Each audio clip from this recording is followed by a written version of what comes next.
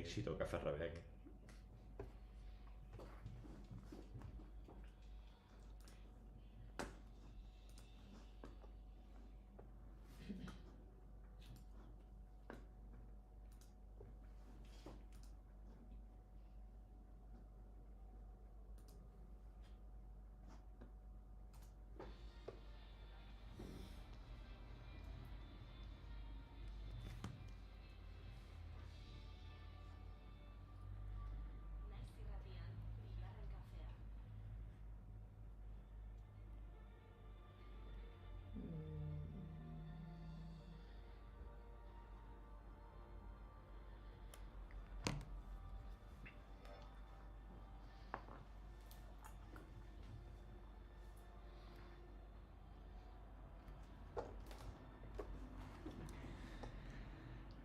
Egunon guztioi eta bereziki Iruñeko kale bazterretan oraindik etxeratu gabe zaudeten horiei guztiei. Atzo Nafarroarenan jokatutako pelota finalean Ezkurdiak eta Rezustak Iñaki Artola eta Jon Maiazkurna garaitu zituzten.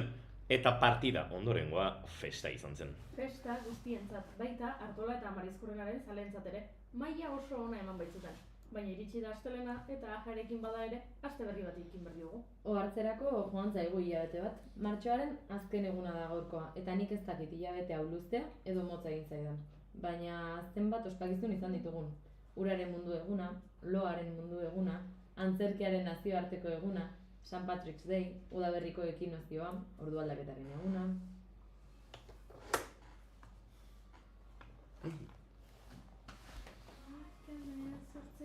Eta portuak bibarku, zer hori da sabaia, sala ez naiz ohartu, kizitzake.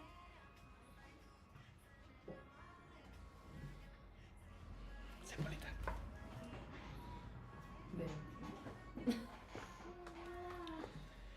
June, ordu aldaketa, eskerrazuk aipatu duzun. Bestela esango diate matraka ematen dudala, baina ez dakizu ze pozik nagoen ordu aldaketarekin. Arratsaldetan, argi gehiago, eguna luzatu, Ordu aldaketa, eguzkizpiak, uda usai hartzen diot nik gaurko egunari astelenari. Ze gaur temperaturen igoera nabarmena izango da. Zerua hodei gutxirekin edo oskarbi egongo da. Horrela, ni bidaiatzen hasteko prest nago. Barku batean adibidez, gaurko egunez 1909an, Aramis Titanic izenez ezagutzen den Belfasteko Harland and Wolff ontzioletan eta 3 urte geroago uretaratu zuten, barkatu. Titanic eraikitzen hasi ziren eta 3 urte beranduago uretaratu zuten. Ondorengoa, badakigu.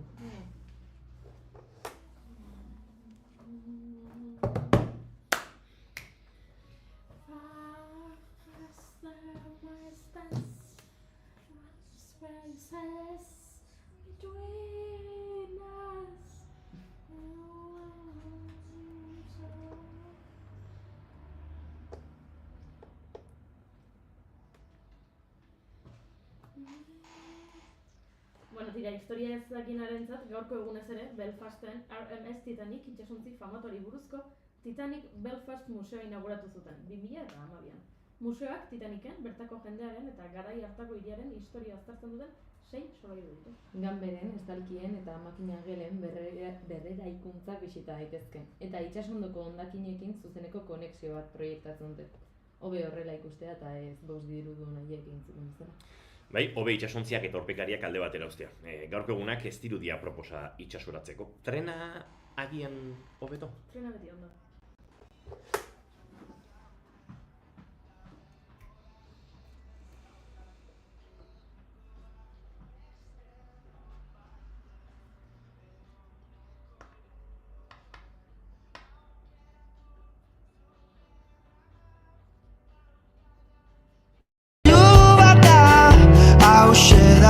Jasoko duzu mundua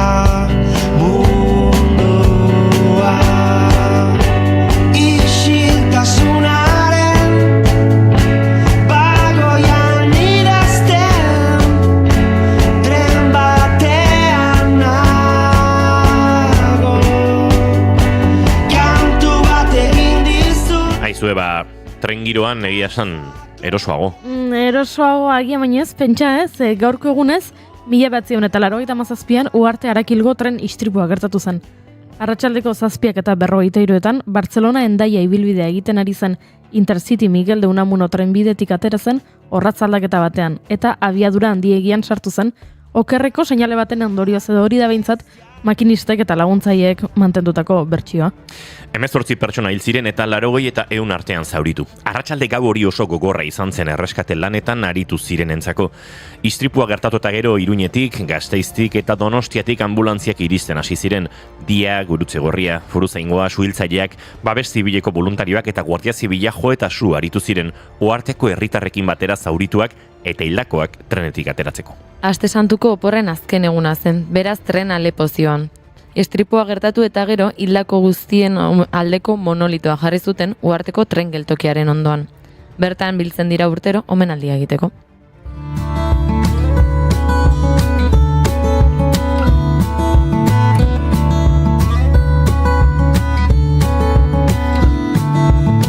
No, I'm not colorblind. I know the world is black and white.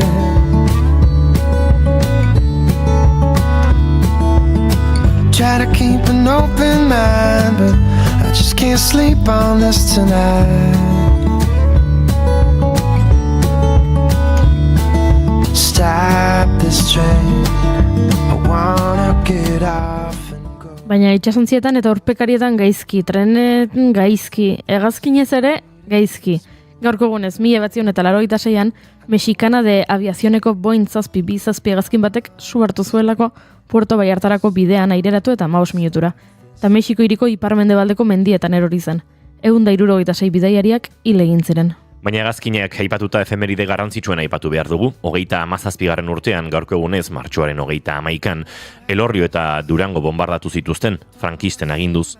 1936ko gerra zibilen aurkako lehen airezko erasoak izan ziren Soriatik joandako hegazkin italiarrek burututa. Apirilaren 26ra arte, 281 bombaren bidez, 14.849 kilo leherkari bota zituzten, 205 etxe hondatu zituzten, eta 336 pertsona hil zituzten Durangon bakarrik, biztanleriaren 5%.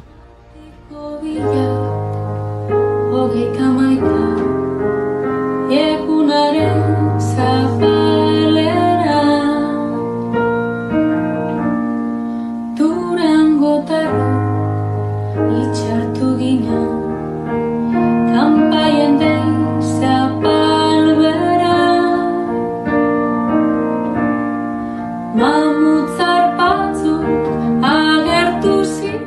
Sarraski gehiago ere baditugu aipatzeko, egun berean 1937ko martxoaren 31an Azazetako sarraskia eragin zuten frankistek, Araban egin zuten handiena, Gasteizko espetxetik 16 preso politikok eskuak lotuta atera, kamioian Azazetako mendatera eraman eta bertan tiro zil zituzten. Hobi komunetan sartu zituzten, eta urtetan hainbat gorpu desagertuta egon dira.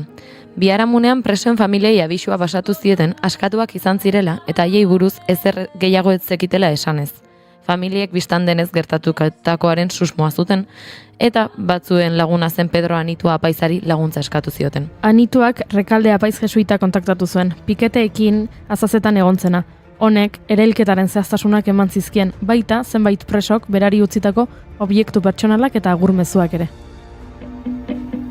Atea ireki behar da, noizean behin, noizean behin.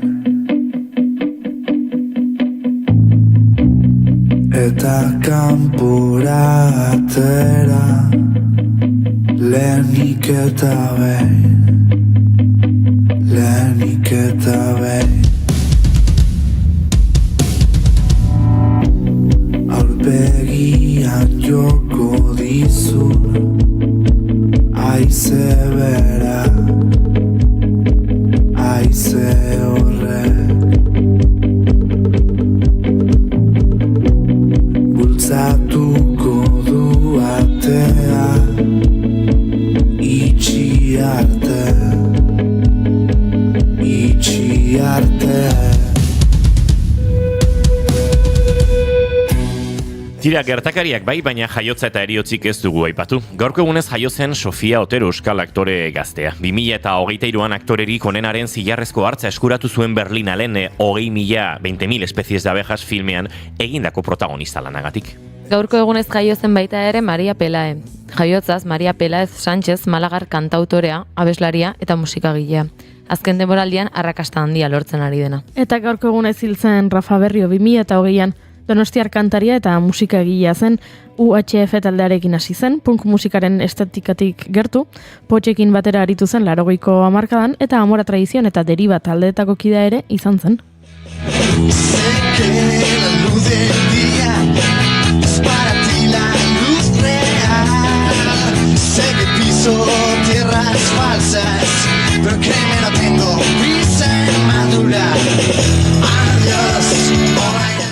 Baina bere bakarkako ibilbide izan zen ziurrenik emankorrena eta azken egunotan No es para menos canciones inéditas diskoa kaleratu berri dute, bere aipatzen ari garen heriotzaren urte mugau baliatuta. Aizue, horrela iritsi gara martxoko azken egunera, baina saio egin behar dugu oraindik. Larun batean, Arantzazun gure eskuko zuzendaritzakoak izandakoak eta gaur egun direnak elkartu ziren eta haien berri ekarri digu June Romatetek. Ikamako bozera mailetako bat ere izango da gurean, Garazi Ubiria izango dugu, ikasleen egoeraren berri edo hitz egingo dugu berekin. Eta astelenero bezala puripurian tartea, telesail eta pelikula komendatuko dizkizuegu. Eta kafe rabeetaz hitz egingo dizugu. Bai, rabeak badakizu zer diren, ezta? Ordu txikitan egiten diren festa horiek, bereziki musika elektronikoarekin egiten direnak, bada moda berri bat dago. Horrelakoak egitea, baina kafea hartu alkohola beharren. Eta guk nola kafearekin lotura duen oro aipatu behar dugun, kontatu egingo dizuegu. Entzuleok, martxoak 31 ditu gaur, badoa martxoa, badatora pirila, asteazkena da, eta gure bagatoz zuekin urrengo, 2 orduak gozatzera, ongi etorri, naiz irratian zarete bigarren kafean.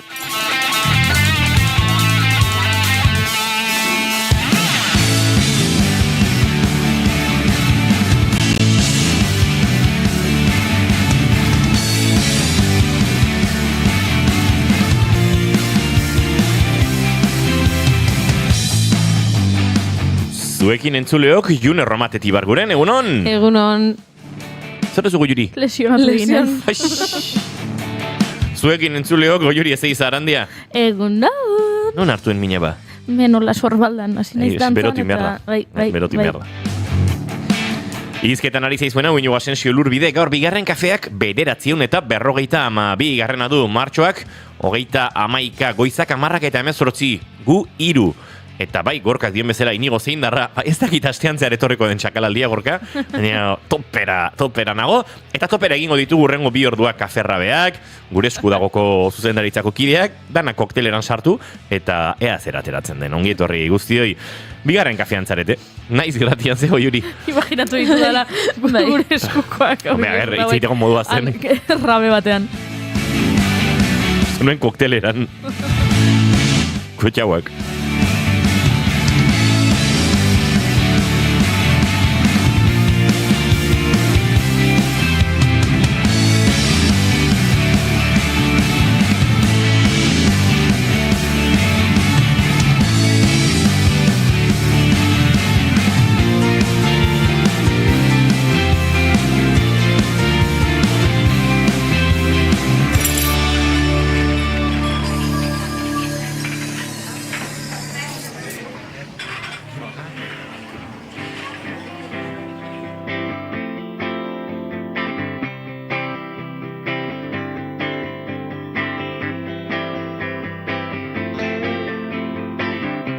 Las viejas ciudades donde es grato vivir,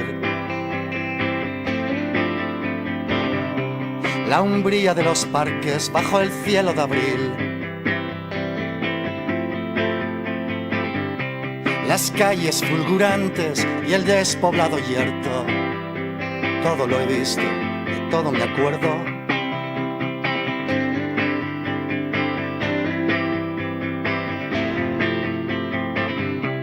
Los dones de la infancia. Rafa Berrioren berria kaleratu dute, baina ondo eta sakon entzun arte, nik Berrioren kantu zaharrak, dagoeneko ezagutzen ditugunak behintzat, nahiago ditut, eta Misayeres Muertos hau bada Rafa Berrioren maixulan horietako bat. Y las lindes del infierno, todo lo he visto, todo me acuerdo.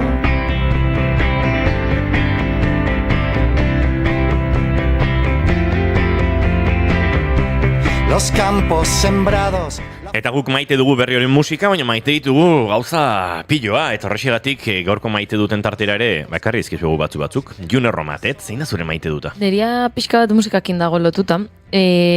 Maite dut zerbait gogoraztea duela denbora bat entzuten nituen abesti batzuk edo disko batzuk pasazitza dalako azkeneko asteetan St. Patrick's Day egunaren inguruan TikToken abesti bat asko mugitu zen eta izan zen Ed Sheeranen Nancy Mulligan abestia. Eta 2017an disko hau Divide diskoa agertu, argitaratu zuen momentuan nik asko entzunun disko bat izan zen pila bat eta baduela urte batzuk ja ez nuela entzuten.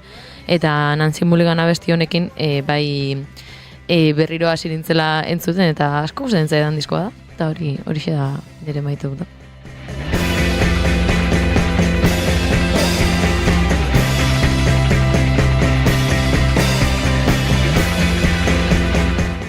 Bueno, eta hemendik atzo ajeari bueltaman eta asteburuari indarra hartzen saiatzen genbiltzanok agaztutako zorion mezu bat. Gorka Santesteban, zorionak! Zorionak zuri... Bueno, berrio kanta dezalo. Las caras del horror. Bai, Gorka Santesteban gure lehen lerroko entzulearen urteak izan ziren atzo, nekatuta dagoela dio, baina bere maite duta dela asteburu ederra pasaduela. Ostiralean Mikel Urdangarin ikusten egon zela, eta larun batean pintxoa, kardoa, eta bereziarena da, larun batean herrin martxuan bertso finala. Zuet zaude baino jendea zutaz gogoratzen da, eta zorionak abesten dute, ze polita. Negarri inondio Gorkak, ze ondo Gorka. Bueno, eta Gorkak eskerrak ematen dizkie, bera zoriontzeko tartetxo hartu duten guzti. Baita behandu xamar iristen garen hau ere, baietz. Barkatu Gorka. Zein ez zure maite dutago, Juri? Begira, zagit maite duta den, edo hausnarketa txiki bat. Zuek Modern Family ikusi duzue? Bai. Modern Family... Telesaia. Behar dut ikusi fotograma, tuztut baietz. Sofia Vergara, bere... Bai, oso gutxi. Bai. Bueno, kontua da, Modern Familyn protagonista dela familia bat, Kalifornian edo bizi dena, eta hor familiako buru den gizon bat dago, Jay izena duena, eta Jay ezkontzen da, ezkonduta egontzen, eta bi seme alaba dauzka, baina gero ondoren ezkontzen da Sofia Vergarak antzezten duen pertsonaiarekin, eta Sofia Vergararen pertsonaia Gloria kolonbiarra da. Baina estatu batetan bizi da, bere senar honekin, eta ingelesa hitz egiten du. Eta telesail guztian zehar, txantxa asko egiten dituzte, Sofia Vergararen, edo Gloriaren azentuarengatik, edo askotan konfunditu egiten dela, eta ez zituela gauzak ondo ulertzen, eta badago telesailaren bukaera aldera, atal bat zeinetan Gloriak esaten duen. Jakingo bazenute, zein azkarra nahi zen nire ama hizkuntzan. Ze, claro, barre egiten diote berari, gaizki esaten ditu delako gauzak, baina noski, bera, erabat ingelesez ari da, baina bera kolonbiarra da, eta bera gaztelania da bere ama hizkuntza, eta orduan, esaldi hori oso potente iruditzen zaite, jakingo bazen dute ze azkarra nahi zen nire ama hizkuntzan.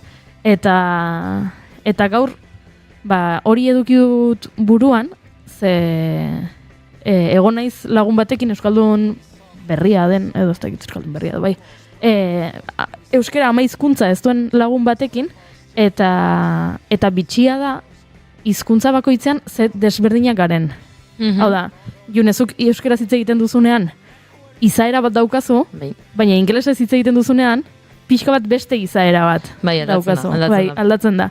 Eta nire lagun honek euskaraz egiten duenean izaera bat dauka, eta gaztelaniaz egiten duenean, bere ama hizkuntza gaztelania delako beste izaera bat dauka, eta bitxia iruditzen zait hori, eta honekin esan nahi dut, hizkuntzak ikastea oso politia dela, eta ez du dela txarrera esaten izaera desberdinena, oso interesgarria da, baina baita ere aldarrikatu nahi dut, behin eta berriz egiten dugun bezala, gure ama hizkuntzetan hitz egiteko eskubidea, eta azkarragoa garela gure ama hizkuntzetan, zalantzari gabe, gu azkarragoa gara euskaraz. Bai.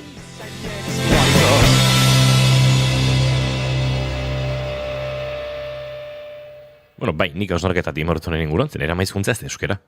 Hori ere horrela. Bai, hori egia da. Baina, lehengo batean, ez da inorekin ari nintzen.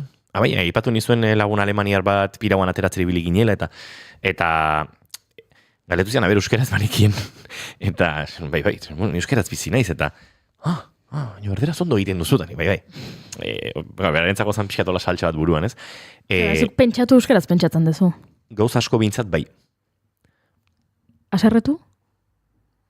Aserretzen zarenean? Ez aserretuko zea, buruan bintzat. Ja, ez dakit.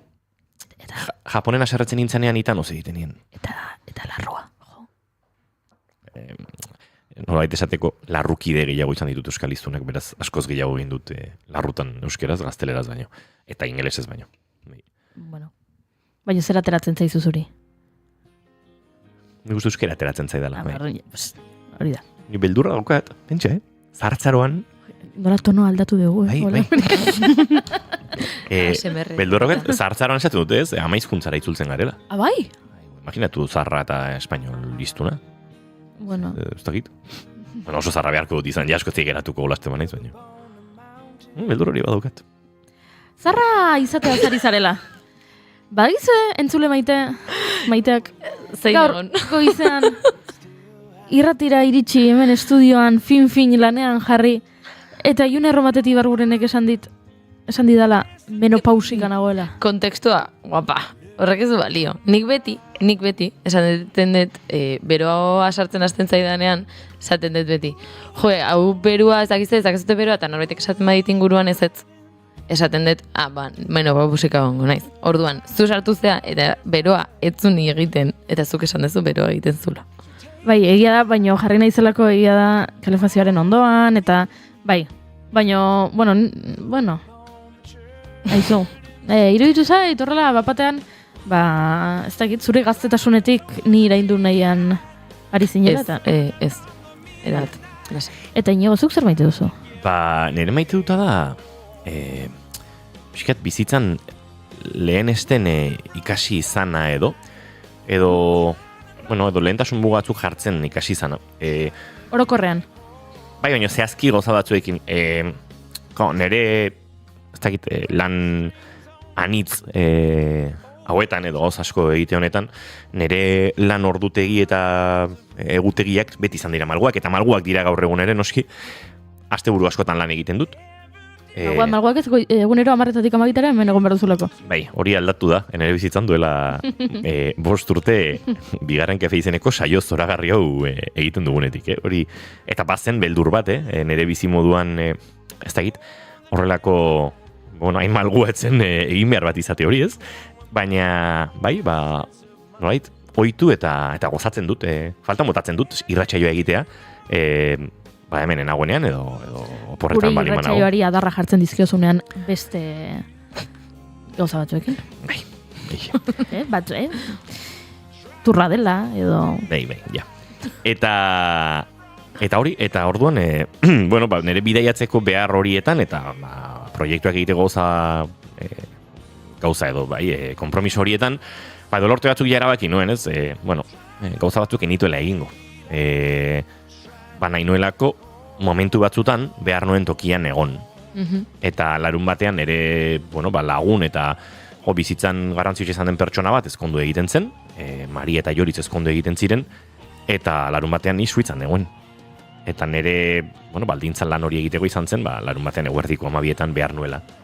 12:00. Bazkala aurretik behar nuela Euskal Herrian egon, tarte aukitzeko, arratsaldeko 5:00 hasiko zen ezkontza batean egoteko, eta zerbait atzeratzen bazen ere, ordutegi margen minimoa eukitzeko, alternatibak bilatzeko, behar balin bazan Frankfurten kotxe bat alokatu eta gidatu, horrelako zerbait egiteko, ez? Eta, benetan asko gozatu nuen ezkontza izan zen, goizeko 4:00 esnatu ginen larun batean Zuritzen, Suitzan, 2 hegaldi hartu, Bilbotik etxera gidatu, zerbait bazkaldu, 41 minutuko siesta egin, 3 ordu egin da neuen, eta ezkontza horretara joan. Eta ezkontza horretan gainera, pertsona Mariarekin, lagunarekin, akordeoiak eta akordeo orkestratek batu gaitu, egon ginen jotzen, gerora ere gitarrarekin, Julen Goikoetxea eta Naiara Irazu lagunekin, jo genuen beste kantu bat, eta ibili ginen. Eta goizeko ordu txikitan, nire etxean bukatu genen parrandan 5 pertsonak, eta tartean 2 ezkongaiek, eta pentsatu nuen, egon behar nuen ezkontza honetan. soilik goizeko 5etan tabernak itxi zituztenean alternatiba hori plazaratzeko baldin bazen ere. Eta uste dut maite dudala konturatzea baietz, ala behartzuela, ala dela, eta bueno, bizitzan gauza garrantzitsua toki egiten ere ikasi behar dugula nolabait. Nik egin nuen, batzutan ez da ulergarria izaten beste aldeetan, baina mugak jartzeak ere laguntzen du mugak ulertzen, eta hortxe nere maite duta lehentasunak eta mugak jartzen ikasi izana. Naiz eta beti gero ez dugun ikasten, ez? Baina tarteka bintzat badakigula hori egiten. Driving towards the daylight, running from the midnight, trying to get my way home. Running from the spotlight, trying to find the daylight, trying to get my way home. Driving towards the daylight. Baintzuleok hauek gure maite dutak, Joe Bonamasaren Driving Towards the Daylight, honekin egingo dugu urrengo minututxoa, eta bagoaz aurrera, kafe gehiago hartzera zuekin. From the spotlight, trying to find the daylight, trying to get my way home.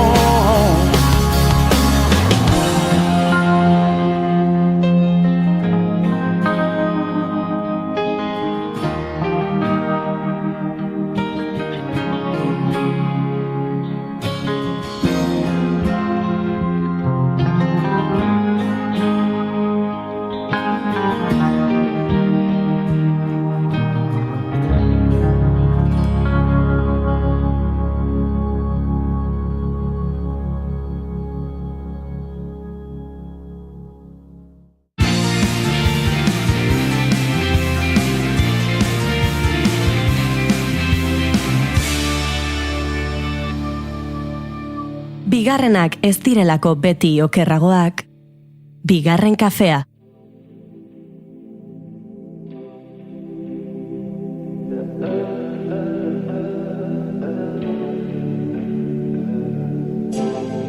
Irekitako zauriak orbain bihurtu dira, lotuta egon garen. 2013ko ekainean, Irunen, Fikoban, Euskal Herriko beste herri mugimendu bat sortu zen.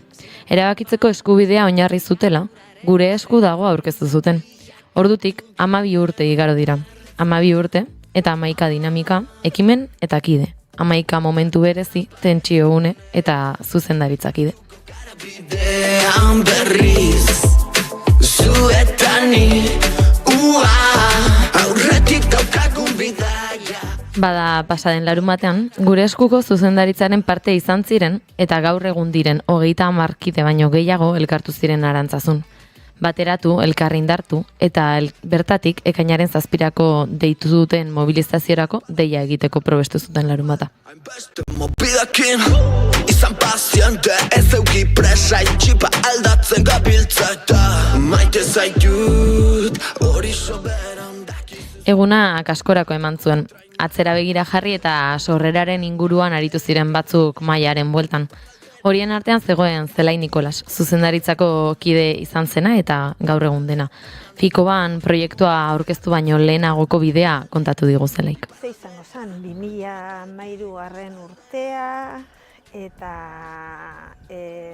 herritar asko oso kezkatuta geunden Euskal Herrian aro berri bat zabaltzen ari zelako, eta behar genuela, Euskal Herriak hitza hartzeko dinamika bat, edo sentimentu hori oso barneatuta genuen, eta aranon gure herrira Uribekostara etorri zan, Sopelara hain zuzen ere, etorri zan Gaztazati bat pelikula. Eta ikusi genuen, eta erabat bat egin genuen bertan azaltzen zan mezuarekin, hau da, sensibilidade diferentetako jendea, Euskal Herria osatzen duguna, modu ireki batean, demokraziaren bidetik, beharrezkoa zela erabakitzeko eskubide horrek, prozedurak, bideak, elkarlan bat izatea. Eta, irten ginen oso posik eta itxaropen handiarekin, Eta handik eta egun batzuetara, aste batzuetara, etorri zen dei bat, Beazainen bilera bat zegoelako, gazta zati baten mezu hori gauzatzeko edo bilkura bat hori antolatzeko. Eta han elkartu ginean, eta han Angel ikusi genuen, eta bertan hasi ginen planteatzen zer egin herriz herri, auzoz auzo, mezu hori zabaltzeko eta ze dinamika behar genuen hori guztia gorpuzteko.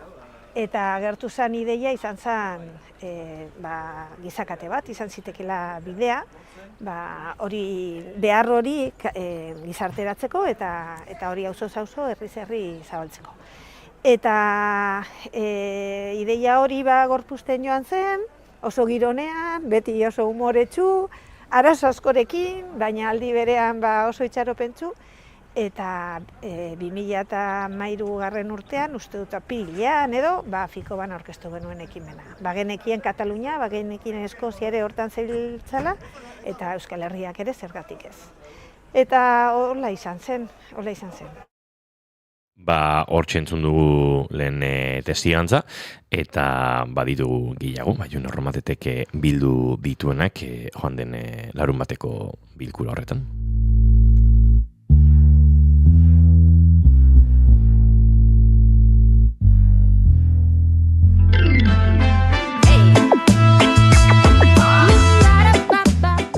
Zelaiek aipatu bezala, Fikoban aurkeztu zuten Gure esku dago izenez proiektua, gaur egun Gure esku dena, eta lanean jarri ziren lehenengo ekimena prestatzeko. Prestakuntzak egin eta gero 2013ko azaroan Durangoko kafe antzokian elkartu ziren, eta bertan denok Gure esku entzuten dugunean burura datorkigun ekimena aurkeztu zuten gizakate erraldoi bat.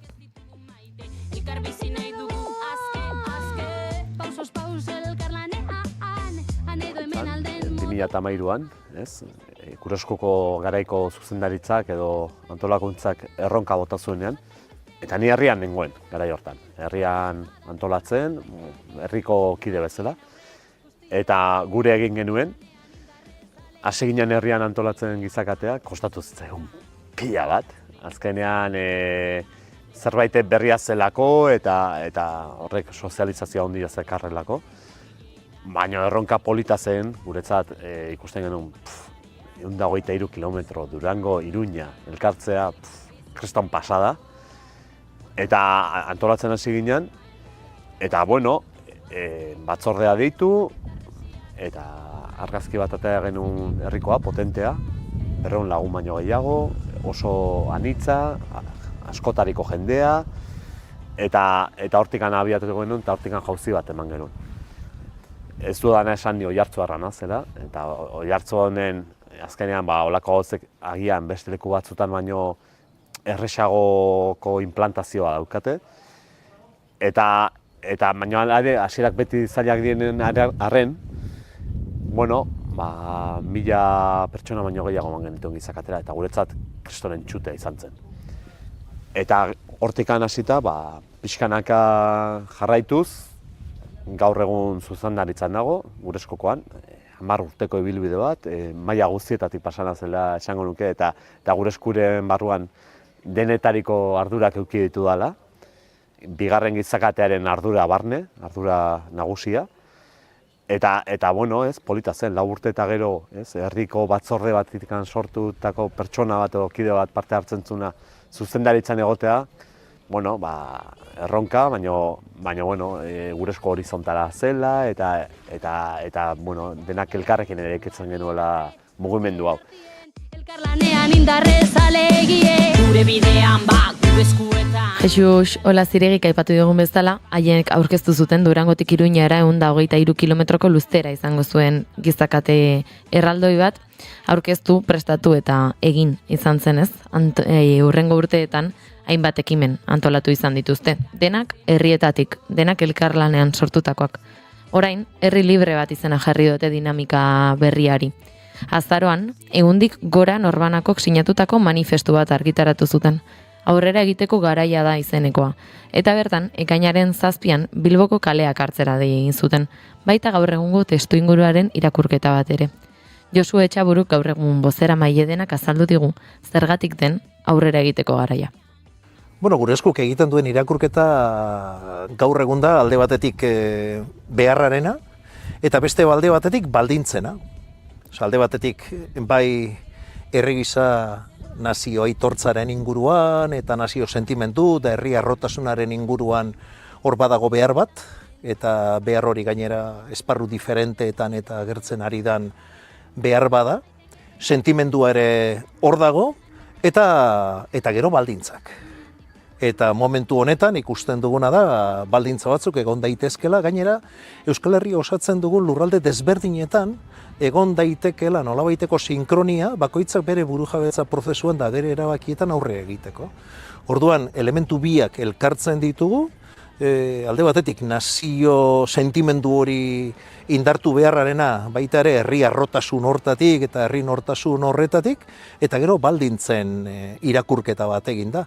Beraz, aukerak baldin badaude, ezin duguna da, eta gainera gure eskutik begiratuta herritarrok geldirik geratu. Herritarrok hor erakustaldi bat egin beharra dugu, hain zuzen ere, hartzen diren adostasun hoietan ere, beti gure eskuk azken 12 urteetan bere sorreratik eta aipatu dituen elementuak aipatzeko, eta da herritarron garaia dela eta erabaki nahi dugula eta erabakitzeko eskubidea gauzatu nahi dugula. Deabru bat aurrean, uda hotxakatean eta esku artean ispilu ilun bat mundua aldatzen da goizitzen dira metxak. Gauzak horrela orain herrietan dabiltza lanean batzarrak antolatuz eta mobilizaziorako prestakuntza guztiak egiten. Herrialde mailan elkartu ondoren, herriz herri edo toki batzuetan eskualdeetan elkartzen hasi dira. Herri libre bat dinamikaren parte izan nahi duen oro, zita honetara elkartzen ari da. Honen berri eman digu Paula Rosonek. Urtarrilean lurralde batzarrak egin genituen eta hortik abiarazi dugu dinamika bat herriz herri eta eskualdez eskualde herri libre bat kanpaina aurkeztearena. Aurkezte ditugu hainbat herrietan, oraindik eta ekaina bitartean beste aurkezpen egongo dira, baina ja zigara antolatzen ere herrietan egitarau bereziak, autobusak, eta sumatu duguna izan da ilusioa herritarren aldetik, baita ere lan egiteko gogoa eta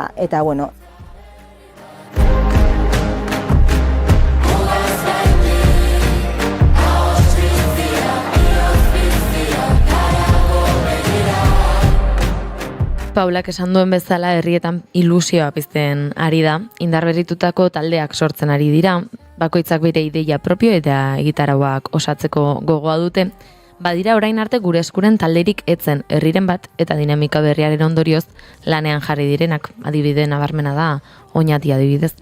Orain 2 hilabete faltan, autobusen antolaketak eta herrietako deialdiak egiten ari diren unean, Josu Etxaburuk azaldu digu zergatik joan behar den Bilbora. Ekainaren 7an Bilbon ez dagoena damutu egingo da. Eta damua gauza txarra da, beraz esaten ari garena da herriz herri, eskualdez eskualde eta lekuz leku, oparitu egin behar dugula lagun eta familiei Bilbon egotea. Bilbon egingo duguna da herri argazki bat atera. Arro dagoen herri argazki bat. Bere izaera propioa duen herri bat.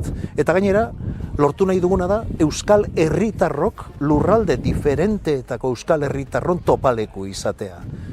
Elkar topatzea Bilboko kaleetan, aldarrikatzeko herri bat bagarela, 7 lurraldez osatutakoa. Determinazio osoa dugula baita ere gure burua gobernatzeko. Jakin badakigula nola egin. Eta gutariko bakoitza, bertan egongo garen gutariko bakoitzak hain zuzen, hori erakutsiko du. Determinazio osoa bere burua gobernatzeko, eta eskuartean ditugun erronkak eta izango ditugun erronkei aurre egiteko, burujabetza espazio berriak lortu beharra herrigisa aurrera egin dezagun. Ditugunak sendotu behar ditugu, blindatu behar ditugu, baina burujabetza espazio berriak irabazi behar ditugu, alabeharrez, behar dugulako herri gisa, besteen aurrean ere, garen moduan agertu. Ja, ez zaizkigu baleko hirugarren ahots batzuk edo beste batzuk gutaz hitz egiten dutenak. Gure lekua izan nahi dugu, eta herri izaera hortatik hori da agertuko duguna Bilbon. Bertan egongo garen milaka da milaka Euskal Herritarrok.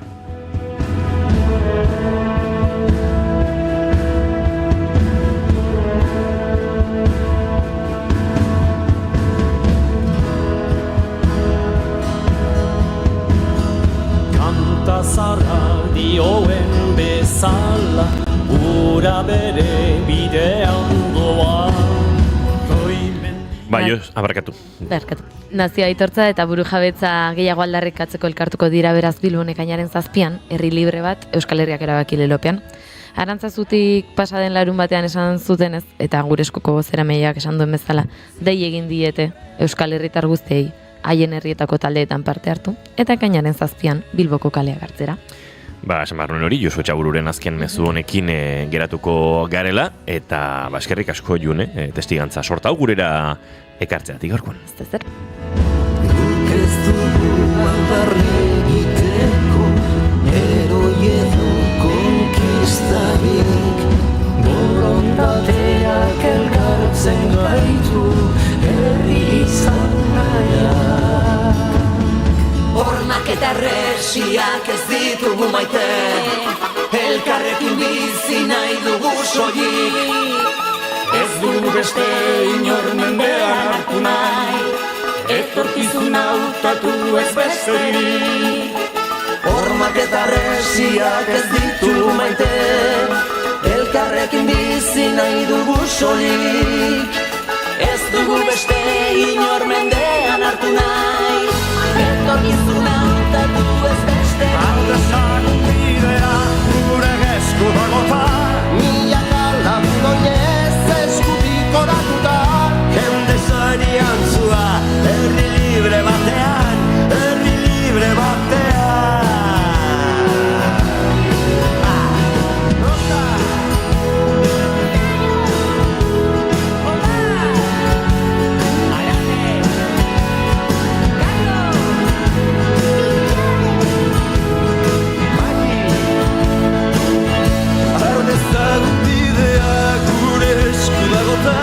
milaka lagun oinez eskutik oratuta, jende zoriontsua, herri libre batean, herri libre batean. Hiritar ezberdinak ametsak ditu biltzen, etorkin arantzalean gabetu ikasen. Nekazari langile, musikari idazle, erretiratu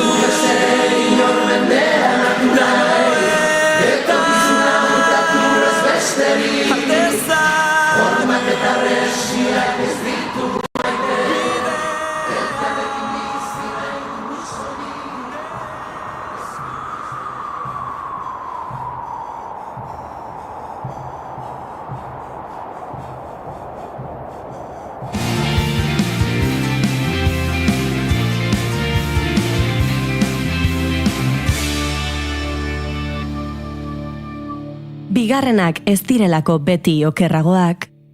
Bigarren kafea. But don't be unkind. It don't mean I'm blind. Perhaps there's a thing or two I think of lying in bed. Gramofonoa. Istitzu Pinatxorekin. But there it is. Keith Emerson ekarri nahi izan dugu gaur gramofonora. 1954ko azaroaren 2an jaio zen Erresuma Batuan eta Emerson Lake and Palmer taldeko teklatu eta abeslari gisa egindako lanagatik da ezaguna. 77an egintzun debuta The Nice taldearekin eta 70an Emerson Lake and Palmer supertaldea sortuzun. Rock sinfonikoaren erakusle nagusiak izan zirenak. Taldea 78an banandu zen, 82an bueltatu, azkenik 88an berriro ere desegiteko. Mino joan etorriak gora bera Emersonek taldearekin ondare musikal ikaragarria utzizun. Tragikoki, bere eskuineko eskuko nerbio bateko gaitz baten ondorioz depresio sakonean sartu zen, bibeatz ezin mugitzea eragintziona, eta nonbait ezin izan zion egoerari aurre egin, eta bere buruaz bertze egintzun 2016ko martxoaren 10ean buruan tiro bat emanda Keith Emersonek. From the beginning.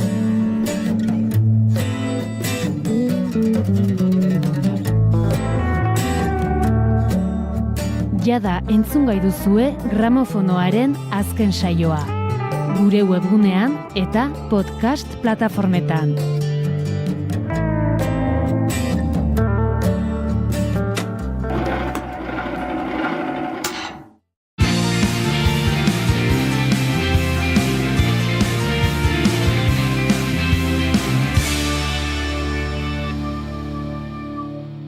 Emaiozu bigarren aukera bat egunari. Naiz irratian, bigarren kafea. Goizeko 10:52 minutu ditugun honetan, bagoaz aurreragu bigarren kafean.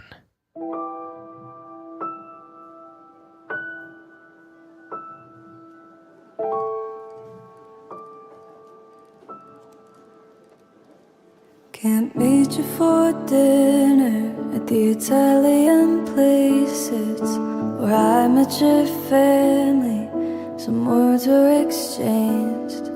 It's just the jazz bar on Marianne Street, but you buy me a drink. Ezin dugu ukatu alkolak presentzia handia duela gure bizitzetan. Urtebetetzeetan topa egiten dugu. Ezkontzen garenean topa egiten dugu. Eta hildakoen omenez ere topa egiten dugu. Talarun bat gauetan, lagun artean, inolako arrazoirik gabe, topa egiten dugu. Topa egiten dugu ospatzeko eta topa egiten dugu penak ahazteko. I'll meet you for coffee, only for coffee. Nowhere else is safe. Every place. Baina kontua da, ohitura horiek aldatzen ari direla. Naiz eta alkolak presentzia handia izaten jarraitzen duen, geroz eta gutxiago omen da egunerokoan, bereziki zeta belaunaldiaren artean. Dagoeneko ez dugu alkola inpresente gure ohiko errutinak. Gaztean artean alkoletik urruntzen diren joerak sortzen dira, eta mozkortzeko modua ere aldatu egin da. Eguneroko kontsumotik binge drinkinera. Bakizu zer dan binge drinkina inigo da jona? Zer da binge drinkin, eta hori zetan nahi zela, ez? Bai, hori da, zuzea zu jaime. Igual oso gazteta daukazu zure burua, baina... Ez naiz bat gazte konsideratzen. Arima zaharreko jende gaztea daukagu, entzuleok bigarren kafean... Puripurian saioak argi uzten du. Argi uzten du, bai. Binge drinkina da, lehen ohituta geunden, agian egunero, ez? Txikiteatzen ibiltzen diren gizonak, edo bero poteatzera ateratzen garen lagun kuadriak, agian, arratsaldero, zerbeza bat hartu ezakezu. Orain, binge drinkina dago modan, eta binge drinkina da, 2 orduko epean, 5 dari edo gehiago kontsumitzea. 2 orduko Bai, hori da. Osa, gelditu 2 ordu dituzu edan eta mozkortu. Edan beharrean, agian, zeta belaunaldiak asteazken batean ez du kaina bat hartuko. Ja. Baina larun bata iritsiko eta larun baten arratsaldeko 8:00, 8:00 10:00 5 trago hartuko dituzte. baina astelenetik larun batera ez dute dango. Baina, lau edari alkoholikotaz ari gara edo? Bai, noski, hori. Bai, mozkortzeko era edo alkohola kontsumitzeko era. Gero kopurua da, egia da, kopuru altuak direla, 2 ordutan 5 edari, baina aste osoan zehar hartuta, hori, astean zehar ez dute edaten. Eta gu baino zarrauak diren belaunaldiek, hori bastante edaten dute, astean zehar tabernak egunero daude irikita, eta arratsalde batean joaten zara, astelen arratsalde batez, eta badago lagun kuadrilla bat ardoa edaten, edo zerbezak edaten, hori, aldatzen ari da.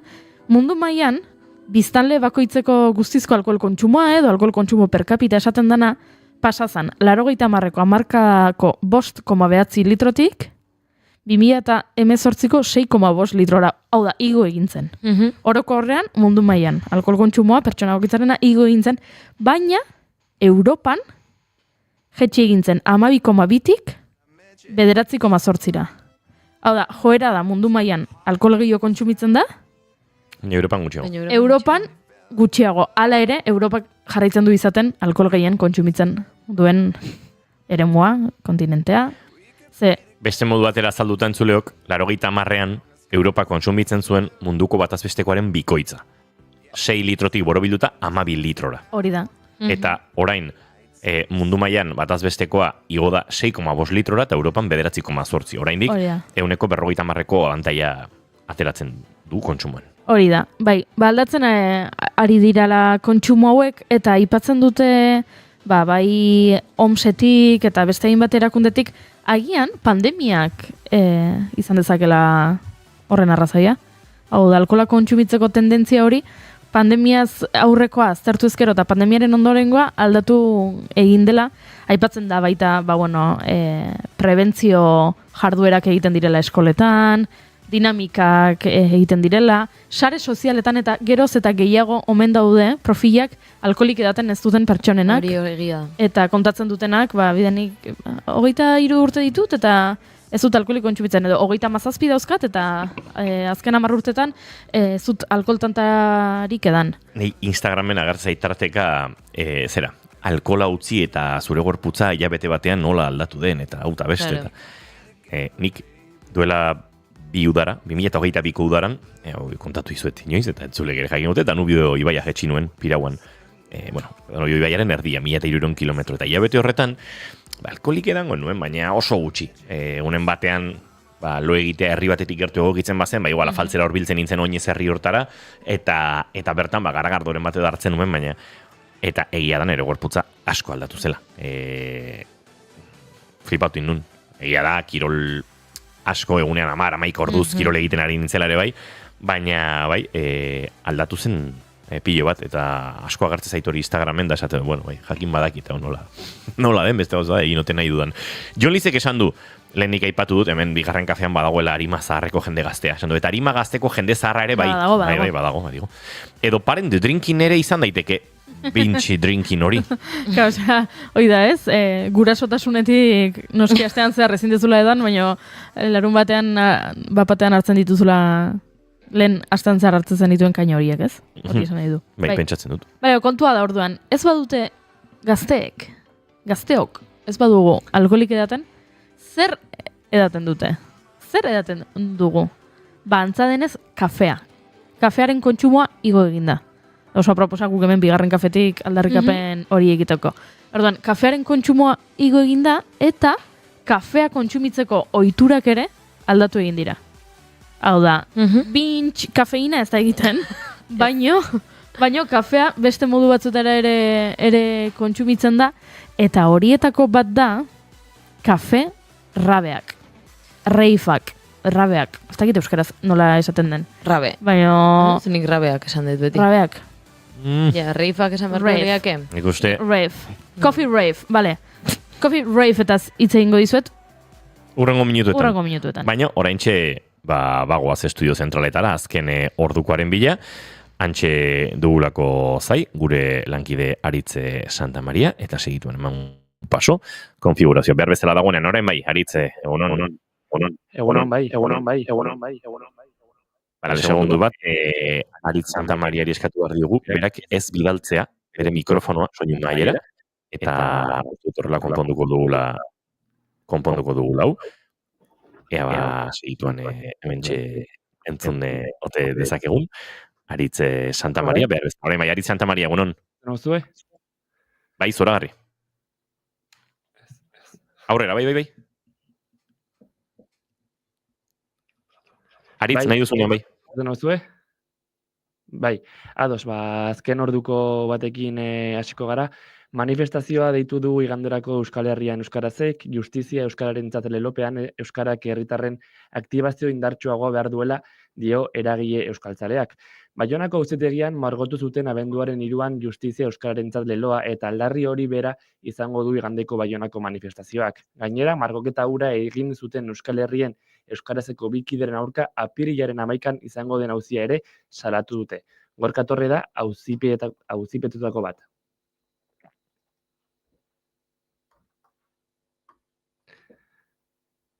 Bueno, ez dugu zin dugu Gorka Torre entzun, baina esango dugu naiz irratian jauzi bat aldarrikatu duela Euskal Herrian euskarazeko kideak euskararen aurkako larraldia izan bada eta honi aurre egiteko beharra azpimarratu du ere. Trafikoan momentuz ordu honetan ez dugu eragozpenik eta hauek izan dira guztiak 12etan informazio gehiago. Eskerrik asko Aritz Santa Maria, bagoaz gu aurrera, zego jurik esan digu, hori, kafearen kulturan morgildu behar genuela gehiago.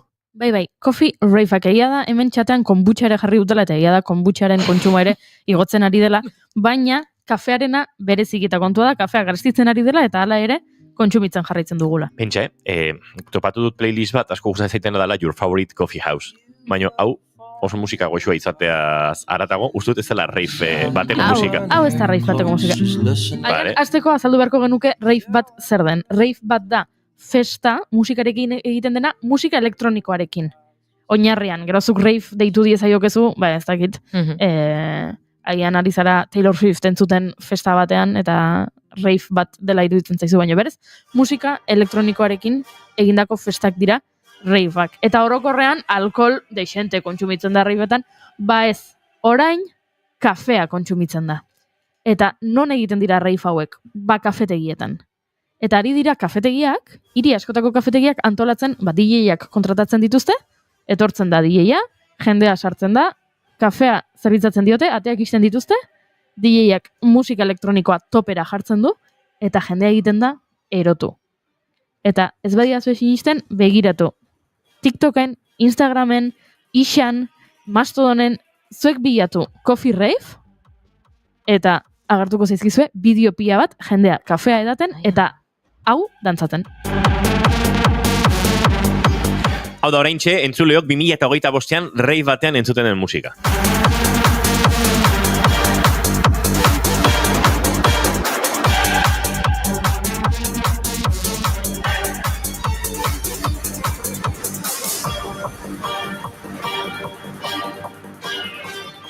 Baina gauza esan izun, reifetan rollo kultureta dago, ze Naelek eta Lexukek egindako kolaborazionetan, diez irae hau egin musika gregoriarra dan, Mozartek errekin batean ere gurutatu zuela, bihar igual maialentia bihari honen inguruan galdetu behar diogu. Remix polita da, izo.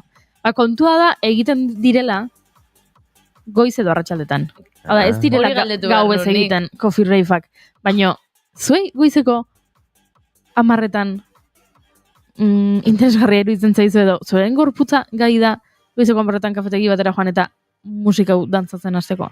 Nik orokorrean gauean ere elektronika ez zait gustatzen, gainea joteko goizeko 11ak, 10ak kafe bat hartzea eta hau entzun.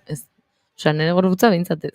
Ben kontua da, ez dakigula egia da, orain modan dagoela, eta moda oso azkar pasako dena, ala ez, egia da gaur egun modak eta hau fashion munduan asko gertatzen da, tendentziak geroz eta laburragoak dira, ez? Gutxiago irauten dute, lehen, ez dakit, guain dela 10 urte jartzen ziren modan minigonak. Eta 3 urtez minigonak zeuden modan. Orain egia da modan jartzen direla. Leopardozko bakeroak. Eta leopardozko bakeroak daudela modan 6 hilabete. Orduan, agian honekin berdina gertatuko da. Orain modan dagoela, baina 6 hilabete barru inork ez dituela Coffee Raveak antolatuko gertatu egiteke. Baina orain, ari dira, oen dela gutxi hasi dira, zuen hirietan kuskuxatu, nik ikusi ditut, Buenos Aires eta Mexiko hirian pila bat egiten dira. Beste lekuetan baino gehiago. Bai, Ez dakit zergatik. Bi hiri horietan, beste lekuetan baino askoz gehiago egiten dira coffee raveak. Baina egia da, Bartzelonan ere hainbat kafetegitan egiten dituztela, Madrilen ere hainbat kafetegitan egiten dituztela, ez dut topatu hemen. Nik uste dut Bigarren kafe. Igual bigarren kafeak antolatu behar du coffee rave-a. Hortxe gaude ba, hortxe proposamena, bai. Coffee rave bat egingo dugu, binge drinkinaren aurka, horrez? Alkola gutxiago kontsumitzeko, hasiko gara festa egiten eta kafea kontsumitzen. Bueno, nik ez dut kaferik edaten, baina zer iruditzen zaizue? Eizue? Izan daiteke. Izan daiteke. Zuek antolatu, ni gero agertuko nahi edo iz. Igual izan daiteke milagarren saioa. Coffee rave bat. Zerbait. Hola, kontzeptuala. Maialentegiarek esan digu, kantua oso aproposa irutzaiola rave baterako. Igual bihar datorrenean, minutu pare bat hartu behar ditugu, ez dakit, Ondo aztertzeko. bai, kantuaren inguruan aritzeko, diesira, ez dakit horra auskatzen den, baina honen inguruan aritzeko. Eske oso giro kultureta ematen dio rave bati honek, Ze gauza izu, Bueno, ni txunditutan nago irudiekin, jendea dena ematen, gainera, asko, Osea, festa batean, diskoteka baina rara, ze katillu batekin asko ez dara zintzen mugitu. Ze katillutik kafean hori zaizu, baina bueno. Eramateko tapadun horietakoa. Horrekin mugitu zaitezke. Bai, horrekin bai. Kotxean ere ondo aguantatzen dute eta. Bueno, a ber, pasaden asteartean musikariaren 1000. Saioaren grabaketan daban, nik zerbeza bat eskatu nuen eta lurrera erori zen zerbeza. Osea, ez da katilori zen erori zitzen. Ez, gauza oso guapoa, oso itxusia, baina basoaren ipurdia eskatu zitzaion. Erori egin zen. Hori nahi hitzetin izgertatu. Apurtuta zegoen. Neri pasatzait, bueno, ez neri, baina bai kuadrilan pasatzaigu noiz eta asusta emateizu, Beraz, ia astebete berandu, baina hemendik aprobetxatu nahiko nuke barkamenak eskatzeko Idoia Surmendi eta Julen Kaminosi. Kotxauak. Tira, entzuleo, goizeko 11:07 minutu ditugu, hemen Jon Lize kombutxa ere ipatu du, kombutxa reifak ere egon hotelitezken, bai, esan dugu, eta bestelako edariekin okurtzen bazaizkizue, kaso bigarren kafearen 1000. Hasi beharko dugu behingo serio 1000. Saioarekin, Bai. Zega, gaina lenguan Iker Gurrutxagak musikariaren 1000. Egin eta bota zigun, bueno, orain, a ber, zuek, eta presioa eta listoia ondo altu jarri zuen, Bueno, coffee rave izan daiteke pixka bat tematika. Ez? Maialen jarriko dugu jotzen? Maialen teia bide jotzen eta gero DJ bat behar dugu. Bale, norbait lortuko dugu. Noski baiet. Malakia zin deitu. Unai lordi eza DJ-a? Unai lordi zuzken, zuek gogoratuko baino garai batean, CD-ak, gogoratuko zuek tostatu egiten ziren. Tostatu? Bai, programazan toast gehien, eta ingelesez to toast a city. Zan. Eta toasting, jartzezun prozesua, toasting. Iri bat xigortu. Toast a city. I tutto aiz? Udiximulatu jen. Barkatu. Txistea zan, ona zan?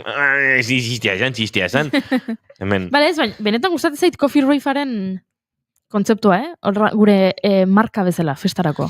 Bale, nik ez zen dantzatu, orduan. Ez, bueno, baina. Gauza gehiago playa emango diot eta zuen dantzatu. Bueno, bueltat emango diogu guztioni, eta kontatuko dizu zertan den, baina bai, 1000. Saioaren asunto honekin, serio jarri barko dugu horrelako batean, nik coffee ravearena ez dut oso garbi ikusten, baina tira, balora daiteke eta aztertu daiteke. A ber, ez nik ez inork ez dugula oso garbi ikusten, ez? Nik bai. Kafea edaten ez duena. Nik bai. Entzuleo, goizeko 11 eta 9 minutu, gai serioagoetan murgilduko gara, hurrengo minutuetan zindagizuegu, bigarren kafea horrelako delako, kafe bat txoroa eta bestea serioa hor lebiltzen gara dantzan.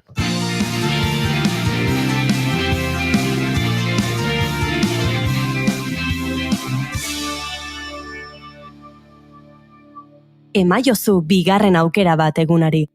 Naiz irratian, bigarren kafea. Zindut ikusi atzetik datorrena, bizkarretik igotzen zaizki. Laztanak ta eztenak zapatiek distira, korrikarik ez. Etor daitezela nire bila, inozoaren hitzak. etor daitezela nire bila, inozoaren hitzak. Ez daukate Azken asteetan, Euskal Herriko hainbat herritan, ikastetxetan, unibertsitateetan eta beste milaka tokitan M20 irakurri izan dugu. Kartel, pegata, pankarta eta baliabide ezberdin askotan M20 irakurri dugu. M20 edo martxoak 20. Eta honekin batera, Euskal Herrirako hezkuntza bat aldarrikatzen duten adierazpenak.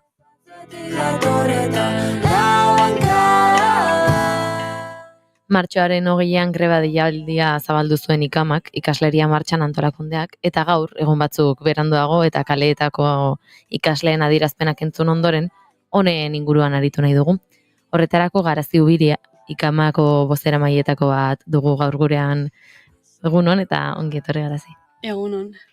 Bueno, pixkat sartuko gara hasieran, gerora atzera egingo dugu, baina hasteko lehenik eta behin ze zapore duzue ostegun arekin eta greba deialdi guztiarekin. Azken bi aste hauetan, balorazio bat egiteko tartea izan dugu. Orokorri nahiko zapore, gustora gelditu gara. Azken hilabete hauetan Hego Euskal Herriko ikasleek egindako lan guztik bere fruituak eman ditula ikusi dugu. Eta orokorrin konten gelditu gara, indarra ikusi dugu ikasleetan, eta horrek badekigulako oraindik aurrera pausa honitz eman barra ditugula, eta horretarako indarrero eman digu mobilizazionek. Ostegun hartan sartu baino lehen, bai galdetu nahi nizula ez, jendea ondo kokatzeko gaur egungo hezkuntzarekiko zer irakurketa egiten du ikamak. Gaur egun Euskal Herriko hezkuntza bai kokatzen dugula sistema cis-heteropatriarkal eta kapitalista batin, ez? Eta bai sortzen ditula ere bai honen menpe egonen diren subjektu batzuk. Argi dago ere bai hezkuntza sistema honek ez diola erantzuten gaur egungo Euskal Herriko egoera soziokulturalari eta gaur egun euskarak geroz eta baztertuago eta zapalduago ikusten dugula. Horrez gain ere ikusten dugu ikasleon eta hezkuntza komunitarioen beharrak ez direla asetzen, eta naizta ikusten ditugun hezkuntza komunitario baten aldeko ekarpenak ematen ari direla, guk bai ikusten dugula gaur egun ez direla nahiko eta horretan ere aurrera pausak oraindik eman beharra ditugula. Utxune hoiek irakurtzen dituzue, baina noski greba ikaslei deituta zegoen eta bai galdetu nahiko nizukela ere zein pauso eman ditzaketen ikasle hauek edo zer egin daiteken gazteen aldetik hezkuntza goi baten alde.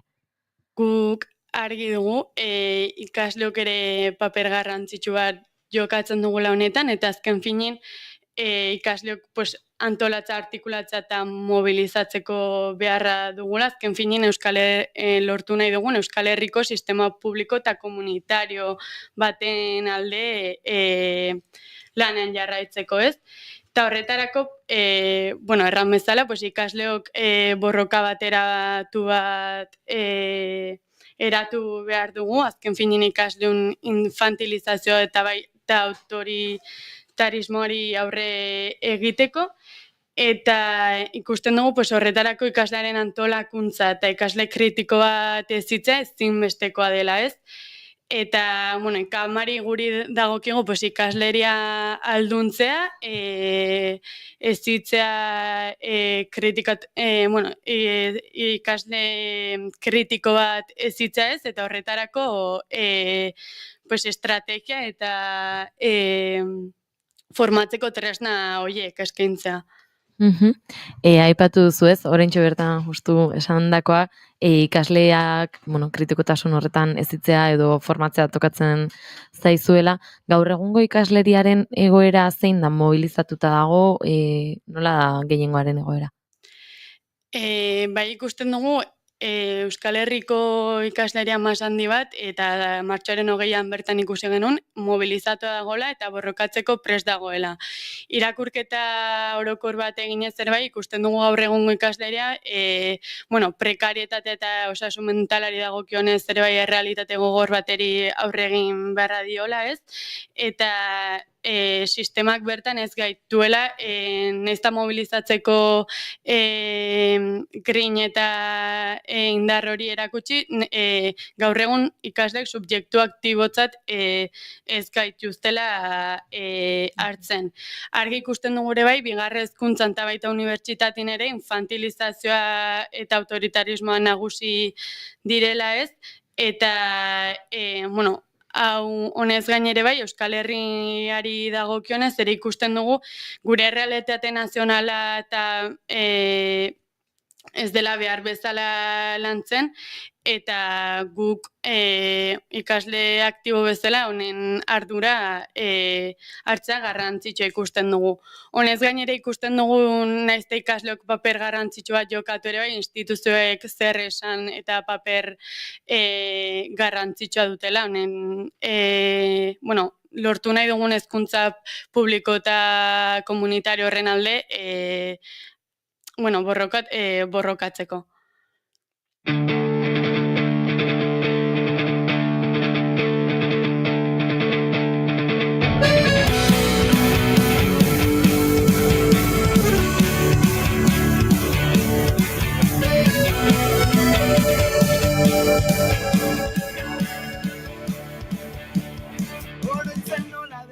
Aipatu dugu, ez? Hutsune ezberdinak, ikasleak badaudela mobilizatzeko prest, eta horrek ekartzen gaitu martxoaren 20ko kontestura. Martxoaren 20a iritsi baino lehen noski prestaketak egingo zenituzten, eta horien artean adibidez unibertsitateetan mahai-inguruak antolatu zenituzten, ezta? Bai, martxoak 20ari begira hainbat aldarri mai gaineratu genitun, eta martxoa 20 baino lehenago bai garrantzitsu ikusten genula aldarri hauen ingurun ikasleria, aldarri horiek hausnartzeko gune bat irekitzea ezinbesteko ikusten genuen, mai inguru horien bitartez. Mai inguru horiek adibidez Donostiko kampusean hezkuntza feministan inguruan hausnartzeko aukera izan genuen, Leioan Euskaren aldeko aldarrean ingurun hausnartu genuen, Iruñan aldiz Nafarroko Unibertsitate Publikun borroka antifasista gaia landu genuen, eta Gasteizko kampusean momentuko egoerari ere bai erantzunez, ikasle baldintzak eta borronka antifasista ere bai, ze paper jokatzen duen ere bai, gaia landu genuen. Eta nola joan ziren mai inguru horiek, nolako erantzuna jaso zenuten ikasleen aldetik? Orokorrin gustora tere ginen mai inguru horietatik, ikusi genuen ikasleria bat interesatu zegoela aldarri horien ingurun hausnartzeko, eta guk ere aukera bikaina ikusi genuen gai horiek lantzeko. Aldarrikapen ezberdinak izan zenituzten egun horretan, baina aldarrikapen nagusia hezkuntza eredu propio bat zen. Ze behar ikusten duzute hezkuntza horretan, edo, zein da horretarako bidea? Bai, gure helburu nagusia, erran bezala Euskal Herriko hezkuntza publiko eta komunitarioa da. Azken finen ikusten dugu, ez? Lehen aipatu dut, baina ikusten dugu gaur egungo hezkuntza sistemak ez ditula ikasleen benetako parte hartzea sustatzen, ez ikasleen bete beharrei erantzuten, eta Euskal Herriko errealitatea ere bai, ez dula bertan kontuan hartzen, eta honek agerian ikusten du sistema berri baten beharra dagola, non Euskal Herriak hezkuntza propio bat izanen duen, eta herriaren egoerari ere bai egokituko dena. Herrietan lan egin zenuten, eta iritsi zen martxoaren 20a bera, egunean nola joan zen eguna, zer konta dezakezu? Eguna, Euskal Herriko hiriak hartu genitun eta hiriburuak hartu genitun eta orokorrin ikasleria mas handi bat antolatza lortu genuen eta alde horretatik gustora teren ginen, ikusi genulako gure aldarrien aldeko borrokatzeko prest ikasleria mas handi bat dagoela eta alde horretatik nahiz eta aurrera pausoak oraindik beharrezkoak ikusten ditugun, gustora gelditu ginen. Egia da, aipatu duzula, ez, mobilizatu zela zati handi bat, baina beti egon den problematika bat badela, azkenean bat egitea greba deialdiekin eta etxean gelditze hori. Hoiei begira ze esango zeniekete? Bai, ikusi dugu, gaur egun ere gertatzen dela, haunitzek greba eguna, jai eguna bezala hartzen dutela, eta greba eskubidea urte luzez borrokatutako eskubide bat dela, eta azken finin ere bai ulertzen dugu alde batetik borroka hau ez dela egun bateko borroka ez ere, baina bai ikusten dugu denak gure aldetik jarri barra dugula, behar dugun hezkuntza publiko eta komunitario hori lortzeko. Orduan denari gure borrokara batzea gonbidatzen dugu. Balorazioak eginda, eguna pasata eta aste batzuk aurrera, bai galdetu nahi nizula ere, ikamak zer pausu emango dituen hemendik aurrera, ze plangintza duzu buruan? Guk ikasleria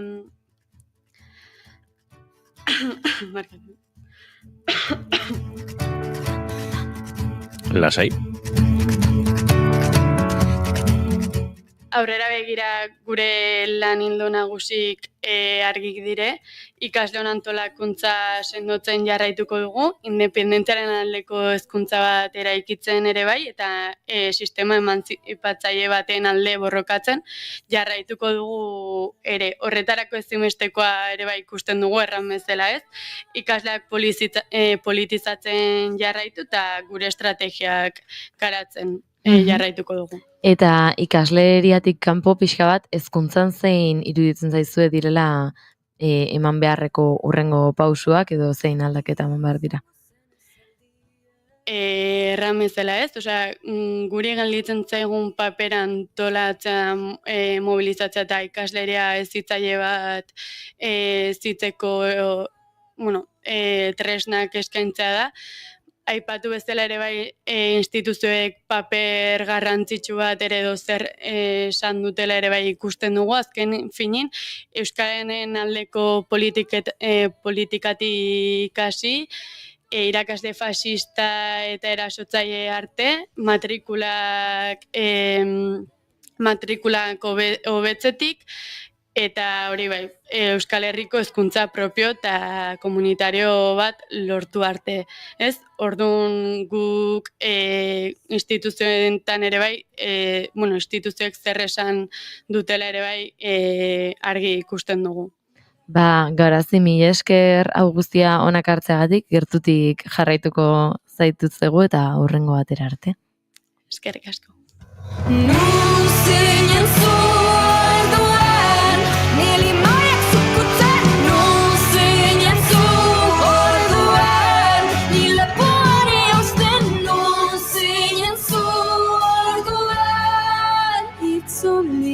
Deloa saldu genizun.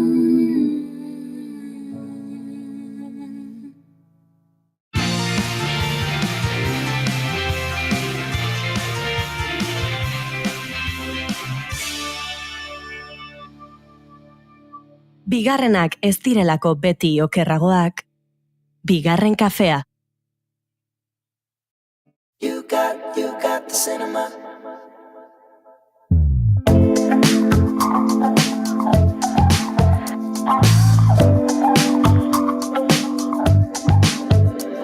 It's you, and I'm not getting over it. Darling, is it cool? From stopping when it comes to this. I guess we're in time. You're getting yourself wet for me. guess you're all mine. You're sleeping in this bed with me. I just think you're cool. I dig your cinnamon. Do you think I'm cool too? Or am I too into you? Zer gertatzen ari den men, mikroak itxita eta irikitzen prozesuan zerbait gertatu da. Oi, goinutxita zauden ez da? Zira zuen bakarrik parra entzun da. Bale. Ni pentsatzen sartu zela. Batez ere nena parra entzun duten moduan. Oi. Eta nik ezin izan dut entzun, ze esan duzuen? Bueno, Gero, hori da. Txaila bukatzen denean. Tira, baizue, puri-purian tartean murgildu behar dugula. Kolore aldatzen zaio goiuriri, Markatu. Txin, mikroak itxiko ditugu segundu baten entzuleak, segundutxo bat. The roof on the drive, dust off the pine, and go to sleep. Bale, entzuleok, listo. Entzun dugu iago jurik esan duena, eta oso arira dator nere gaurko proposamenarekin. Bai? Magit, 3 aste nere proposamena atzeratzen. Lotura. Bai. Dauka sentsazioa ja hitz egin duela. Ez, baina ez du hitzen. Eta badakart telesail bat, behintzat hemen gaudenotatik Junek ikusi duena. Bai, da nere gomendioa ere, eta hola neriak ez. Ez, badukatu. Bueno, Zer? Nere proposamenaren lotura dator, goiurik egin duen komentarioak bazuelako olako tinte sexual bat edo, esango dugu. Bai. Eta ni dakardan proposamena The Sex Lives of College Girls edo gaztelerara la vida sexual de las universitarias bezala itzuli den telesaia da. Eta, bueno, nik gomendio bezala karriko dut, gomendio bezala proposatuko dut, interesgarria iruditzen zaidalako, baina gomendio horren barruan ere kritika edo analisitxo bat ere egin nahiko nuke, eta oso ondo datorkite Junek ikusi zana, pixkate, beste ikuspegi bat ere eukitzeagatik, eta feminismoaren gaian murgilduko naizelako, ez dakit, giro feminismotan ere erreferente gozaituzte danak, ondoan eukitzea ondo datorkit horrelako batean. Zertan datza telesail honek edo nondik nora oinarrian lau gazte unibertsitario ditu protagonista, lauak eta hau niretzat kritikatako bada, estereotipo konkretu batzutako ordezkariak dira, telesail batek behar ditu horrelako figura batzuk, eta hor dauzkagu batetik neska aberats rubia heteronormatibo esango dut oraindik, heteronormatibo rubia gorputz normatibo duna, eta pixkat diruaren arrogantzia horrekin mugan dabilena batzutan. Bai. Badaukagu neska afroamerikarra senatari estatu batuar oso ezagun baten, bere ama senatari estatu batuar bada, oso ezagunaren alaba, eta pixkat horrek ere markatzen duena, eta pixkat afroamerikarren girori ordezkatzen duena. Badaukagu, niretzat, revelazio bat interpretazioari dagokionez, Pauline Chalamet, Timothy Chalameten arreba, eta horra agertzen dena... Chalamet barkatu bai. Agertzen dena, ez dakit, neska klase juertaineko, ez aberats bateko, esex giro horretan, pixkat, lekuzkanpo dagoena, bekaren beharrean dagoena, bere gurasoak esfortzu handia egiten ari direna, bera horregon dadin, eta badaukagu Bela izeneko beste protagonista, indiar jatorrikoa dena, eta pixka bat, hemen ere, hainbat estereotipo mugitzen. Komediatik tiratzen duen pertsonaje nabarmenena da. Hori da, komediatik bizi nahi duen personajea, eta bere proposamena gurasoei da, hau utzi egin nahi dut karrera, zen ere benetako pasioa, da, komediatik bizitzea. Claro, honek nolabait badauka lotura handia telesaiaren sortzailearekin, Mindy Kalinekin, The Office telesaieko guionista, hori jatorri indiarreko pertsona bat delako, eta nunbait, badago asko autobiografikoa. Eta horrek akaso ematen dio, egileari, sortzaileari, indiar izateak batetik, indiar jatorriko izatea, eta emakume izatea bestetik, bat gaietan murgiltzeko. Zein diran ere ikuspegitik kritika nagusiak? Estereotipo horietan batzutan gehiegi erortzen dela telesaia. Bai. Eta badago puntu bat, eta hemen nahi dut ja eztabaidara ekarri. Feminismo ereduetan oso liberazio sexualaren girora eramaten gaituela. Piskat 70-80ko hamarkadako liberazio sexual mugimenduaren, dena da larrua jotzea, eta gainera larrua jotzea inungo besterik gabe. Egia da, gerora ere agertzen direla ardura afektiboaren kontua, aizpatasunaren kontua badagoenean hor, eraso sexista bat, eta uste dut duela honetik gehiago, txarretik baino, eta horregatik ere proposamena, baina, tira, hausnarketa honetan murgiltzen jarraitu horretik, guazen trailerra ikusi entzutera. Is it me, or did a bunch of guys have a major glow up this summer? I mean, look at Skinny Greg. Now he's thick Greg. Look at all that titty meat he put on.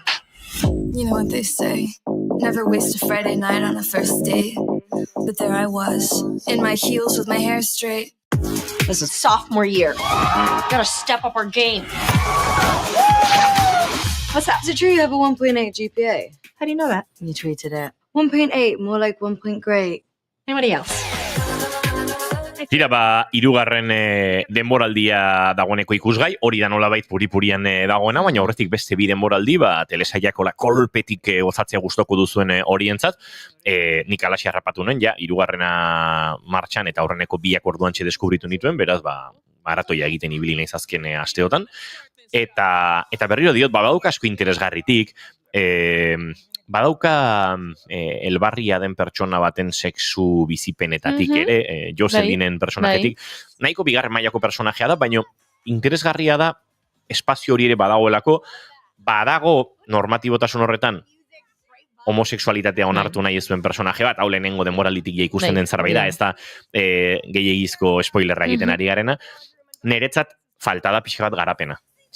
Hirugarren denboraldi iristen da, eta oraindik armairuan bizi den pertsona bada.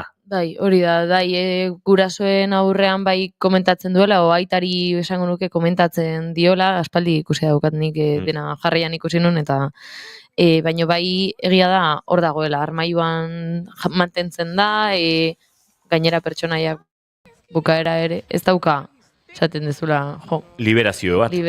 Hori da. Gaia ateratzen dezu, baina mantentzen dezu armarioan. Eta polita da, izpatasun hori, polita da lau pertsona. Abesti hau, asko gustatzen zait. Esaten dela, ostiral bat, ez jarri zitarik ostiral batean. Ostiral gau bat, ez desaprobetxatzeko zita batean. Ze ona. Grazia egin dit. Inoiz pentsatu dezu hori? Bai. Nik larun batetan zitarik ez. Hori da. Igande arratxadetan bai. Igande arratxadetan. Aldela, igandero. Ez, hombre, a ver, igandero ez. Iegi, zita bat igandero? Bueno, a ver, esan dut nire kasuan ez daukadala. Zuari zara sumitzen pertsona berri batekin izan behar duela, baina hori izan direke berdinarekin.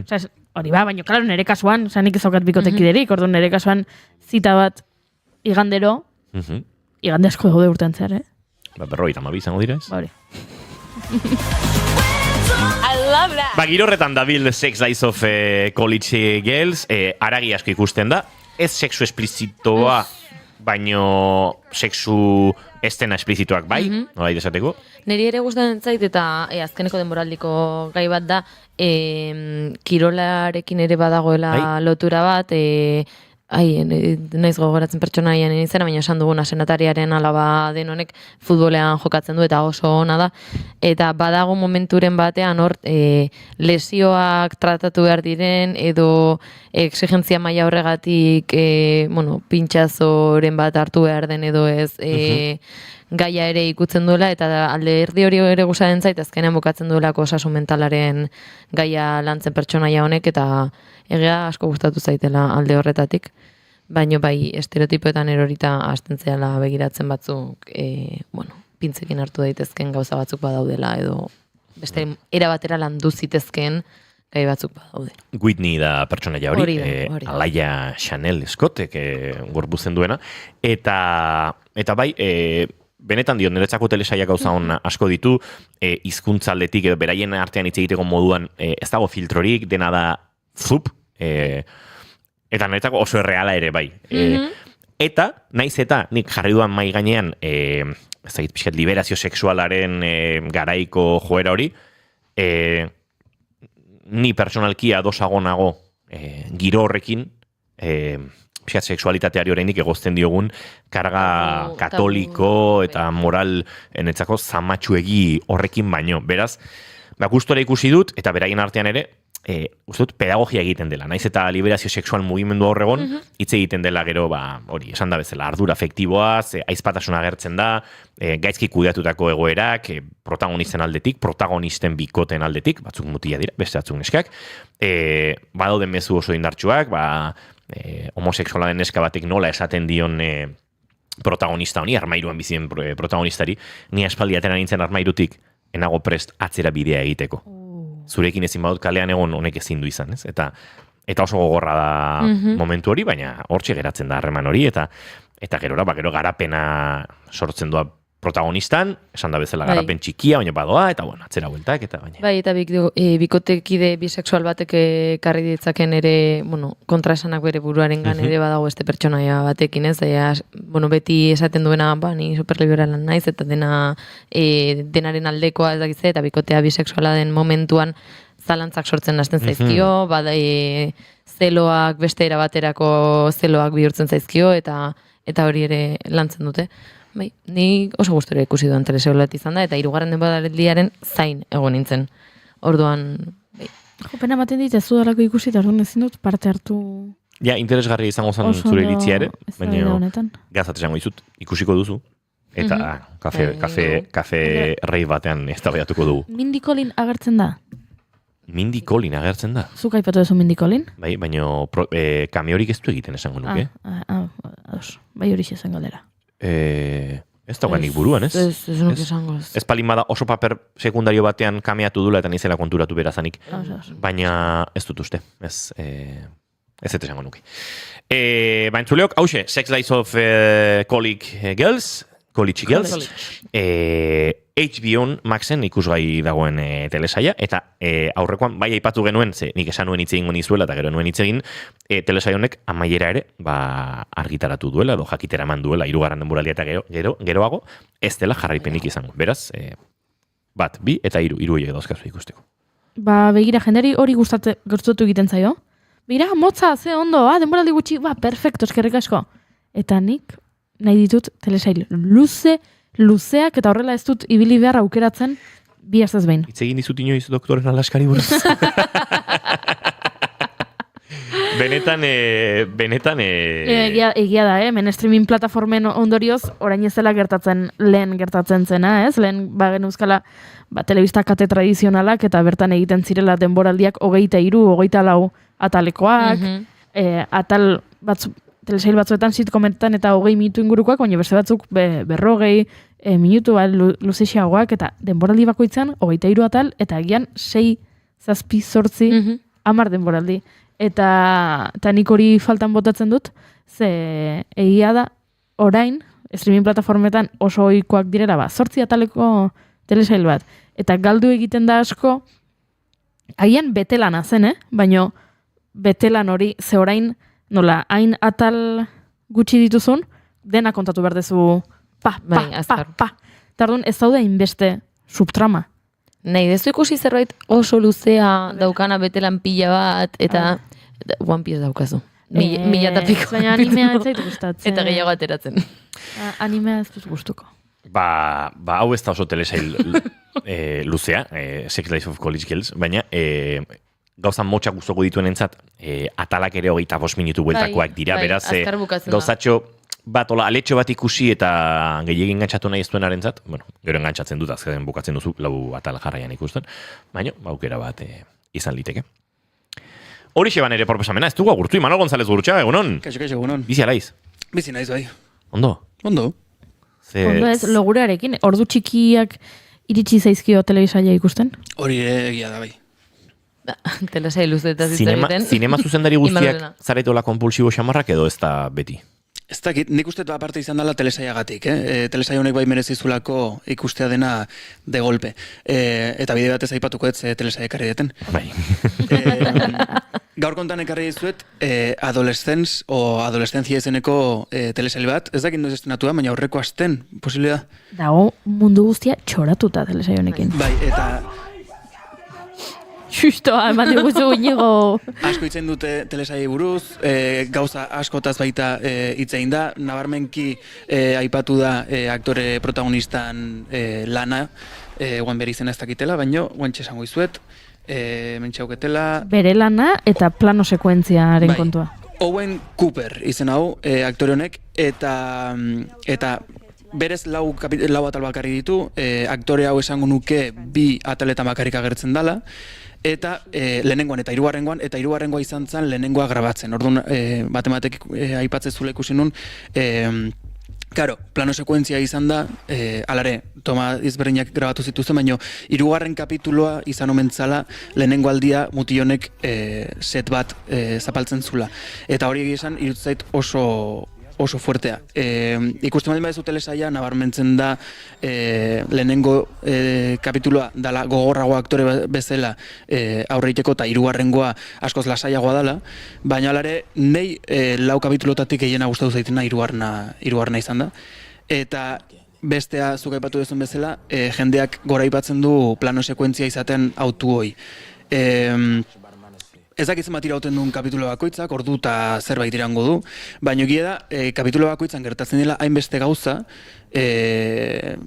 lehenengo kapitulo ikusten hasi nitzenen, neola pendientego, hau nola grabatu dute, haber nundan furgoneta, ze karo, aktore asko mugitzen die, lokalizazio ezberdinetatik ikusten ditugu mugitzen, eta, karo, nire buruan zion, bale, ume hau hemen furgonetan don bitarten, daude beste 3 furgoneta atzetik, ematen aktoreak, ematen...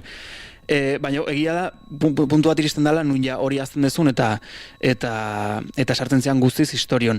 Egia da baita, plano sekuentzia izaten auto hau, batzutan galtzen dela, eta nik ikusten nolako behartuta bezala sekuentzia hori luzatzea, plano sekuentzia bat zalako. Funtziona dezan, gauzak gertatzeko denbora eman dezan. Adibidez, lehenengo aldia umea furgonetan bidaiatzen dula etxetik komisaldegira, hor momentu batzutan iruditu zaiten gehiegi, eta umeak baita kamerari bizkarra ematen. Osa, nabarmentzen nun zuzendariak esan ziola umeai. Bale, ez dakizunetan zerrin, edo ikusten ez dutenetan parragura etortzen zaizula lokesea, kamerari bizkarra eman, edo eskua jarri aurpegian. Orduan, bueno, teknikatxo txiki horiek ikusten ditunen iruditu zaiten, baino... Ez egu kontatu, zeri buruzkoa da? Bai, guantxe justu nintzen pentsatzen. Azken baten, telesaia honek kontatzen du familia baten historia, nun bapaten goizeko 6etan edo goizeko 6:30 polizia batzuk etortzen dien beraien etxea, eta hartzen duten 12 urteko umea balizko hilketagatik.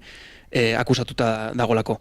Orduan, horren ingurun lotzen dian trama guzti honek eramaten gaitu guri ikusle bezala pixkanaka informazio hori jasotzea. Zer gertatu dan, noiz gertatu dan, zeatik pentsatzen duten ume hau izan dela, eta zentzu hortan iruditu zaiten nahiko ondo emate dutela informazioa, eta askotan pelikula eta serie poliziakotan gertatzen dan hori bi pertsonaiek badakite ze gertatu dan, eta ikusleari kontatu alizateko dago elkarrizketa bat, ez du nahi inungo zentzurik, telesaia honetan ez da gertatzen. Dago, de hecho, momentu bat bi poliziak juntatzen dira, esate dute, nahi ez errepasatu kasua, eta batek esate dio, zuk uste zu beharrezkoa dela.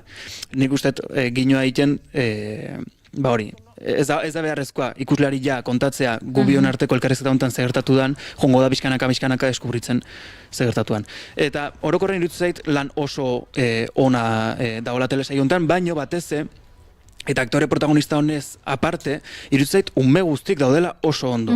Osa, plano sekuentzia bat da, ikastola baten grabatzen dute bigarrengo kapituloa, eta daude denak ondo, ez dago ez begirada bat kamera, ez dago ez momentu baten ume batek gaizkiten duna, aktore guztik daude oso ondo, eta hori, umeen kasun, eta nik usteet lehenengo aldia edo oso aldi gutxitan aktore bezala larindako aktore hauek, iruditu zait oso ondo ikentzutela eta ino momentu ez zuela atatzen. Pentsatzen dut Imanol, eta zure zuzendari ikuspegi hemen berezik interesgarria da, horrelako sekuentzia bat, horrelako telesebea grabatu nahi duzuenan plano sekuentziarialako garrantzia eman da, kastinak eta gidoi ensaioak, gero mugimendu ensaioek ere bai, baina bere biziko pixua dutela, hemen ezin duzula, beste modu batera montatuko litzateken telesail batekin bezala, ez dakite, 5 bota, edo 6, edo 12, edo gauzak ondo atera arte, askoz landuago behar duela denak grabatzen hasi aurretik, ez?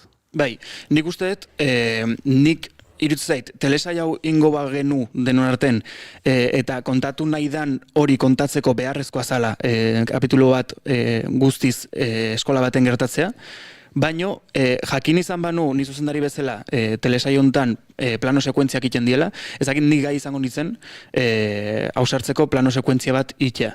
Ze hori, iruditzait oso beharrezkoa zala, kontatzea egoera guzti hau ikasle ikuspuntu batetik, irakasle ikuspuntu batetik, entre comillas, kritika sozial hori azaleratzea oso garrantzizkoa ikusten nun, baino preprodukzio aldetik, ikastola baten grabatzea, niretzako izango zen gauza bat imposible. Eta iruditu zait, kiston balioa daukela horrexigatik. Badakizu zeinek egin duen lana telesaio honetan? Bai, Brad Pitt. Ez. Produktore ejecutibo. Begira horienekin. Begira. Zeinek parte hartu? Bela Das Editing. Bai. Imanol Edietan ere gustatzen zaigu Instagrameko kontu bat, da neska bat, Inglaterran bizi dena, Bela izena du, eta berak lan egin nahi du, ze horretan ari da ez, hanka eskutxoa zertzen nola industrian, editatzen, telesaiak eta horrelakoak editatzen, lan egin nahi du, eta batzutan egiten ditu tutorialak, eta beak Premiere erabiltzen du, Da Vinci, gauza kontatzen doa, Bela Das Editing, belak editatu egiten du, da bere Instagram kontua, eta aurrekon kontatu zen, lanean aritu dela, telesail honetan, eta kontatzen zituen sekretutxo batzuk plano sekuentzia horienak, leiotik, momentu batean leiotik ateratzen direnean, nola den posible kamera ikasgela barrutik patiora ateratzea, eta gauza horiek. Interesatzen bat zaizue mundu hau, ikusentzunezkoaren mundua, Bela Das Editing, oso gomendagarria oso neska jatorra da. Gero baita egia da, telesaio honek kasualmente edizio gutxi ematen daukala. Nik beraiek aipatu dute eta aktorek aipatu dute dena plano sekuentzia baten dala, eta ikusten ez duen hori plano sekuentzia. Baino nik usteet, nik momentu batzutan ikusi nun kortea nahiko garbi, eta badakit bestela imposiblea izango zala, dena.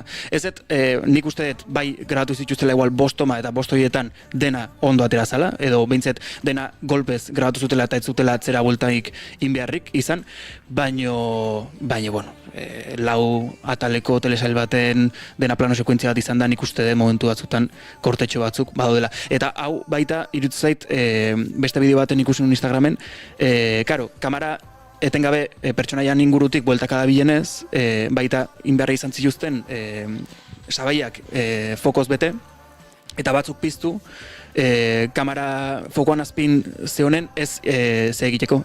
Flerrak egiteko, deitzanak egiteko. Eta telesaia ikusten baldin badezu, eta fijatzen bazea ondo 3. kapitulun batez, daude momentu batzutan kamera grabatzen nahi dela aktorei, eta aktorei ikuste zaio argi aldatzen nahi zaiola. Baina, notatze duzu, konturatzen zea, baina ez du gaizki ikusten.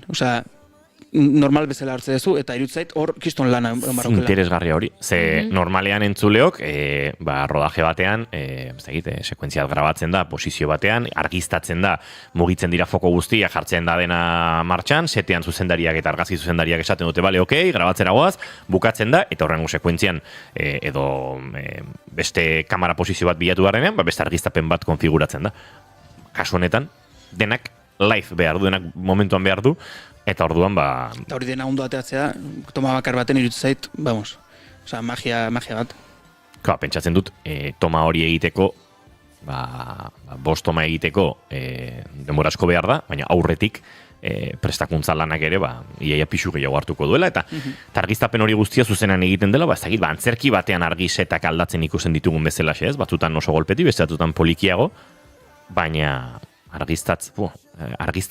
bi figura dodez, batetik argazki zuzendaria bera, baina beste alde batetik zuzenean argi aldaketa horiek argi mai batetik ejekutatuko dituen pertsona. Gehi elektrikoak, baina elektrikoek behin dena montatu dutela, ez dago etelan gehiagirik, pentsatzen dut.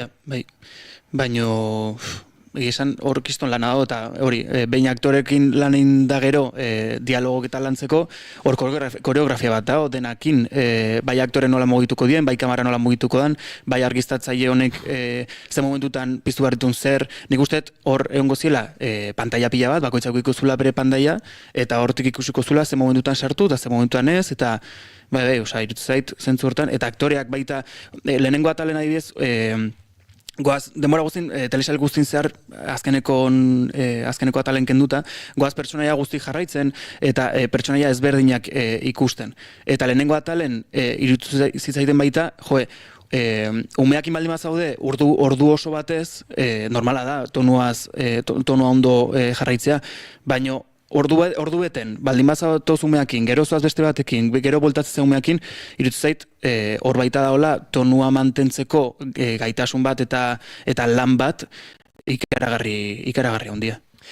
Tira, hortxe bigarren proposamena, nik ere ikusiko dut, lehen aipatu duzu iraupena, 4 atal dira, 60 minutun bueltan, 52, 65 arte horretan daude guztiak, behiratu dut, datua eukitzeko, beraz, 4 orduko maratoia egin duzu, 4 ordu eta erdi ustez gehitzen dutela. Ez dakiz hortan hasi nintzen, baina goizuk ordu bat eterritan, hola bukatu nun, eta irutu zait baita oso beharrezkoa zala hola ikustea.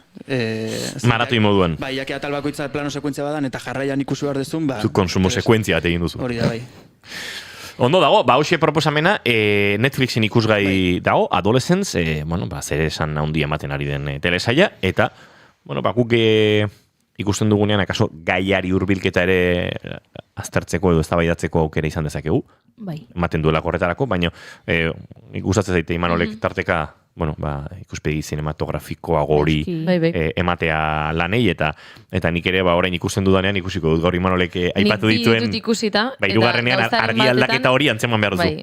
Gauzaren bat adibidez ez nuen, nintzen ez da konturatua, orduan, ez nuen inoiz pentsatu, ez dara, bai negola konstiente, furgonetako estena esan dezunez, luz egiten nahi zait, baino enintzen konstiente, bizkarra maten dio, olako gauzetan enintzen, fijatu, beste bi kapitulo ditut, horietan fijatzeko.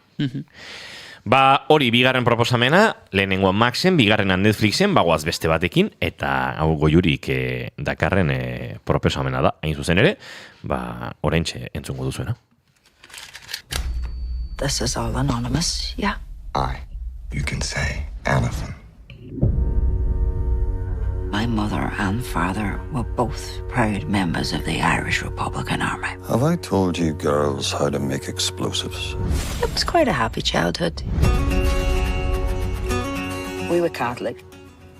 Kokatu dugu behintzat, Irlandar gatazkatik badura zerbait. Hori da, bai, Say Nothing gomendatzera nator, 2024 amairako telesail bada, hau ere, laburra, 9 atal ditu, eta hemen kontatzen dute gutxi gora bera, Belfasten 70, 80 eta 80 hamarkadan bizitakoa, ira, gauza asko gertatzen dira, hemen abia puntutzat dago Jane McConvilleen desagerpena, Jane McConville emakume bat zen alarguna, 10 seme alaben ama, eta, batean desagertu egin zen, eta hori da telesaiaren abia puntua. Pixka bat desagerpen hori. Baina desagerpen horretatik, hor egiten da kronika bat oso ona, garai hartakoa, irari buruzkoa, bertan bizitakoa, bertako pertsonek kausa baten alde emandakoaz, galdutakoaz, eta esan bezala 9 ataltxo besterik ez ditu, baina oso interesgarria da, oso ondo dago kontatuta, agian telesaila amaitutakoan sentsazio gazigozoa eduki dezakezu, ez telesailari buruz, baizik eta telesailan kontatzen danari buruz. Oinarrituta dago liburu batean, 2018ko Patrick Radden Keefe idatzitako liburu batean, hau izan zen bestseller bat, ale pila bat eta saldu ziren, uste dut liburuak 600 bat horri dauzkala, eta 600 horri horietatik bihurtu egin dute 9 ataleko telesail bat, eta oso interesgarria da, ze telesail historiko bada, eta bertan agertzen dira benetan gertatutako gauzak, benetan existitu ziren pertsonak, 1973ko bombardaketa, gose grebak, presoek egiten zituzten gose grebak, Dolores eta Marian Price aizpak, pixka bat murgiltzeko, 70, 80 hamarkadako Belfasten eta bertako gatazkan, Ipar Irlandako gatazkan, aproposa.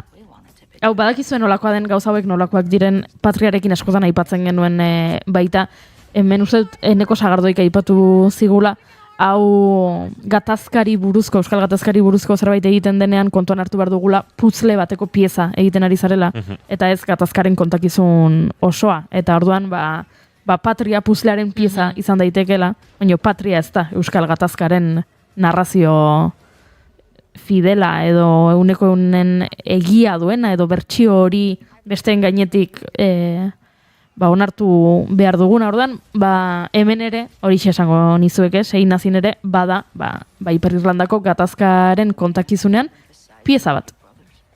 Beraz, hemen proposamen hau. That you were fighting in the name of the people. And I think people should know there's a price to be paid. Eta hau Disney Plusen ikus daiteken telesaia. Bai.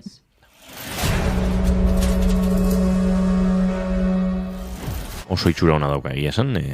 Eta giro oso iuna, baina, klaro, eske Belfasten euri asko egiten du. Ordan, telesaian kolorea eman diote grisa. Hori ere, Belfasten euri asko egiten du ere, bada kontakizunaren puzlaten pieza kontatzea. Bai, Euskal Herrian bezala eta begiratze giro daukagun, hemen beti. Euskal Herrian beti euri egiten du, baina orain zerua Euskarbi dago. Bueno, aste guztirako euraldi oso nadator. Poxi gauden, Ari daia ordu aldaketa, ura berria. Dena ona. Aizue, 4 minututxo dauzkagu, June, zer egingo du? Nahi duzu proposamena kontatu datorren asterako gorde? Agian datorren asterako gordeko dut, kontuan hartuta, proposamen bat ekarriko nuela, baino beste pertsonatek lapurtu idala.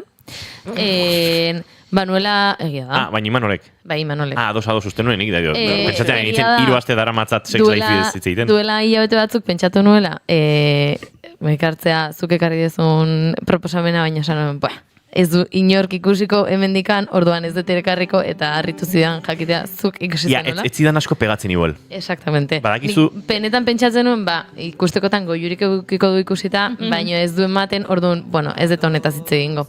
Eta esan zenuenan, duela 2 astez, ontaz hitz egin nahi zenuela, nire gelitu nintzen. Bai, zerari nintzen ikusten nionen aurretik? Doktorera Alaska. Bai, zera. Ez, Wistu HBO-n, The White Lotus ikusten ari naiz. Bai ezatzen dizuet entzuleok, ez duela altxamaia. Lehenengo bide moraldiak zoragarriak dira, 3. maratoi bat egin nahi baduz, ikus daiteke, baina niretzat ikaragarri azpitik dago. Baina zer da, Jennifer Coolidge falta delako? Bueno, ziurrenik.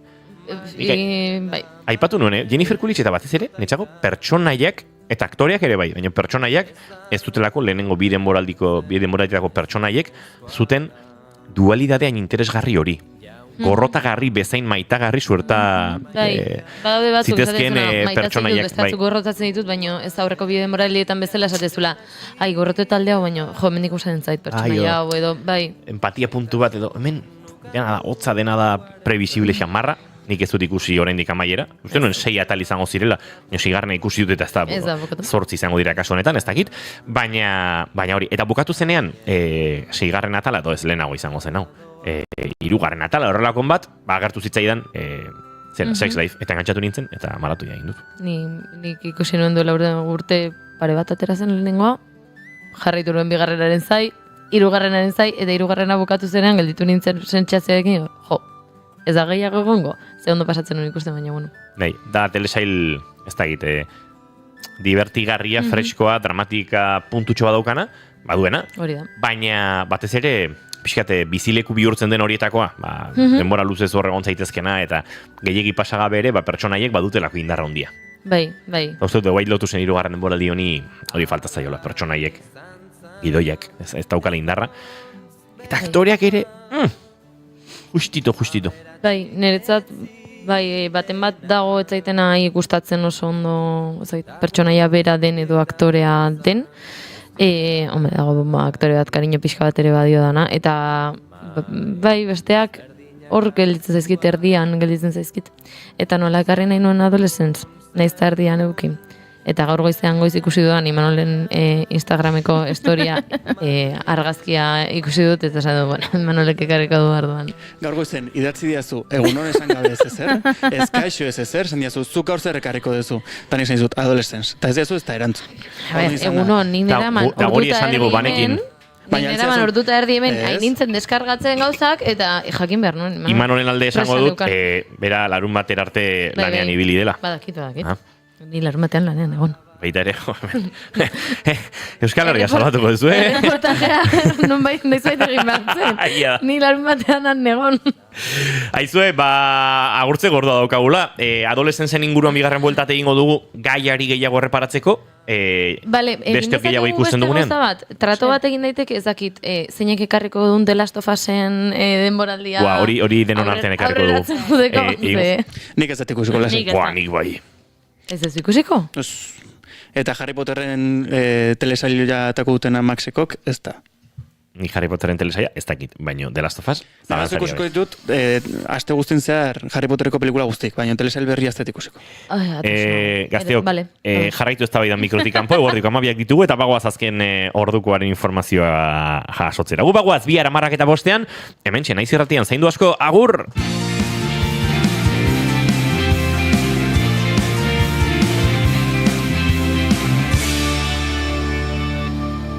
Keep calm and bigarren kafea.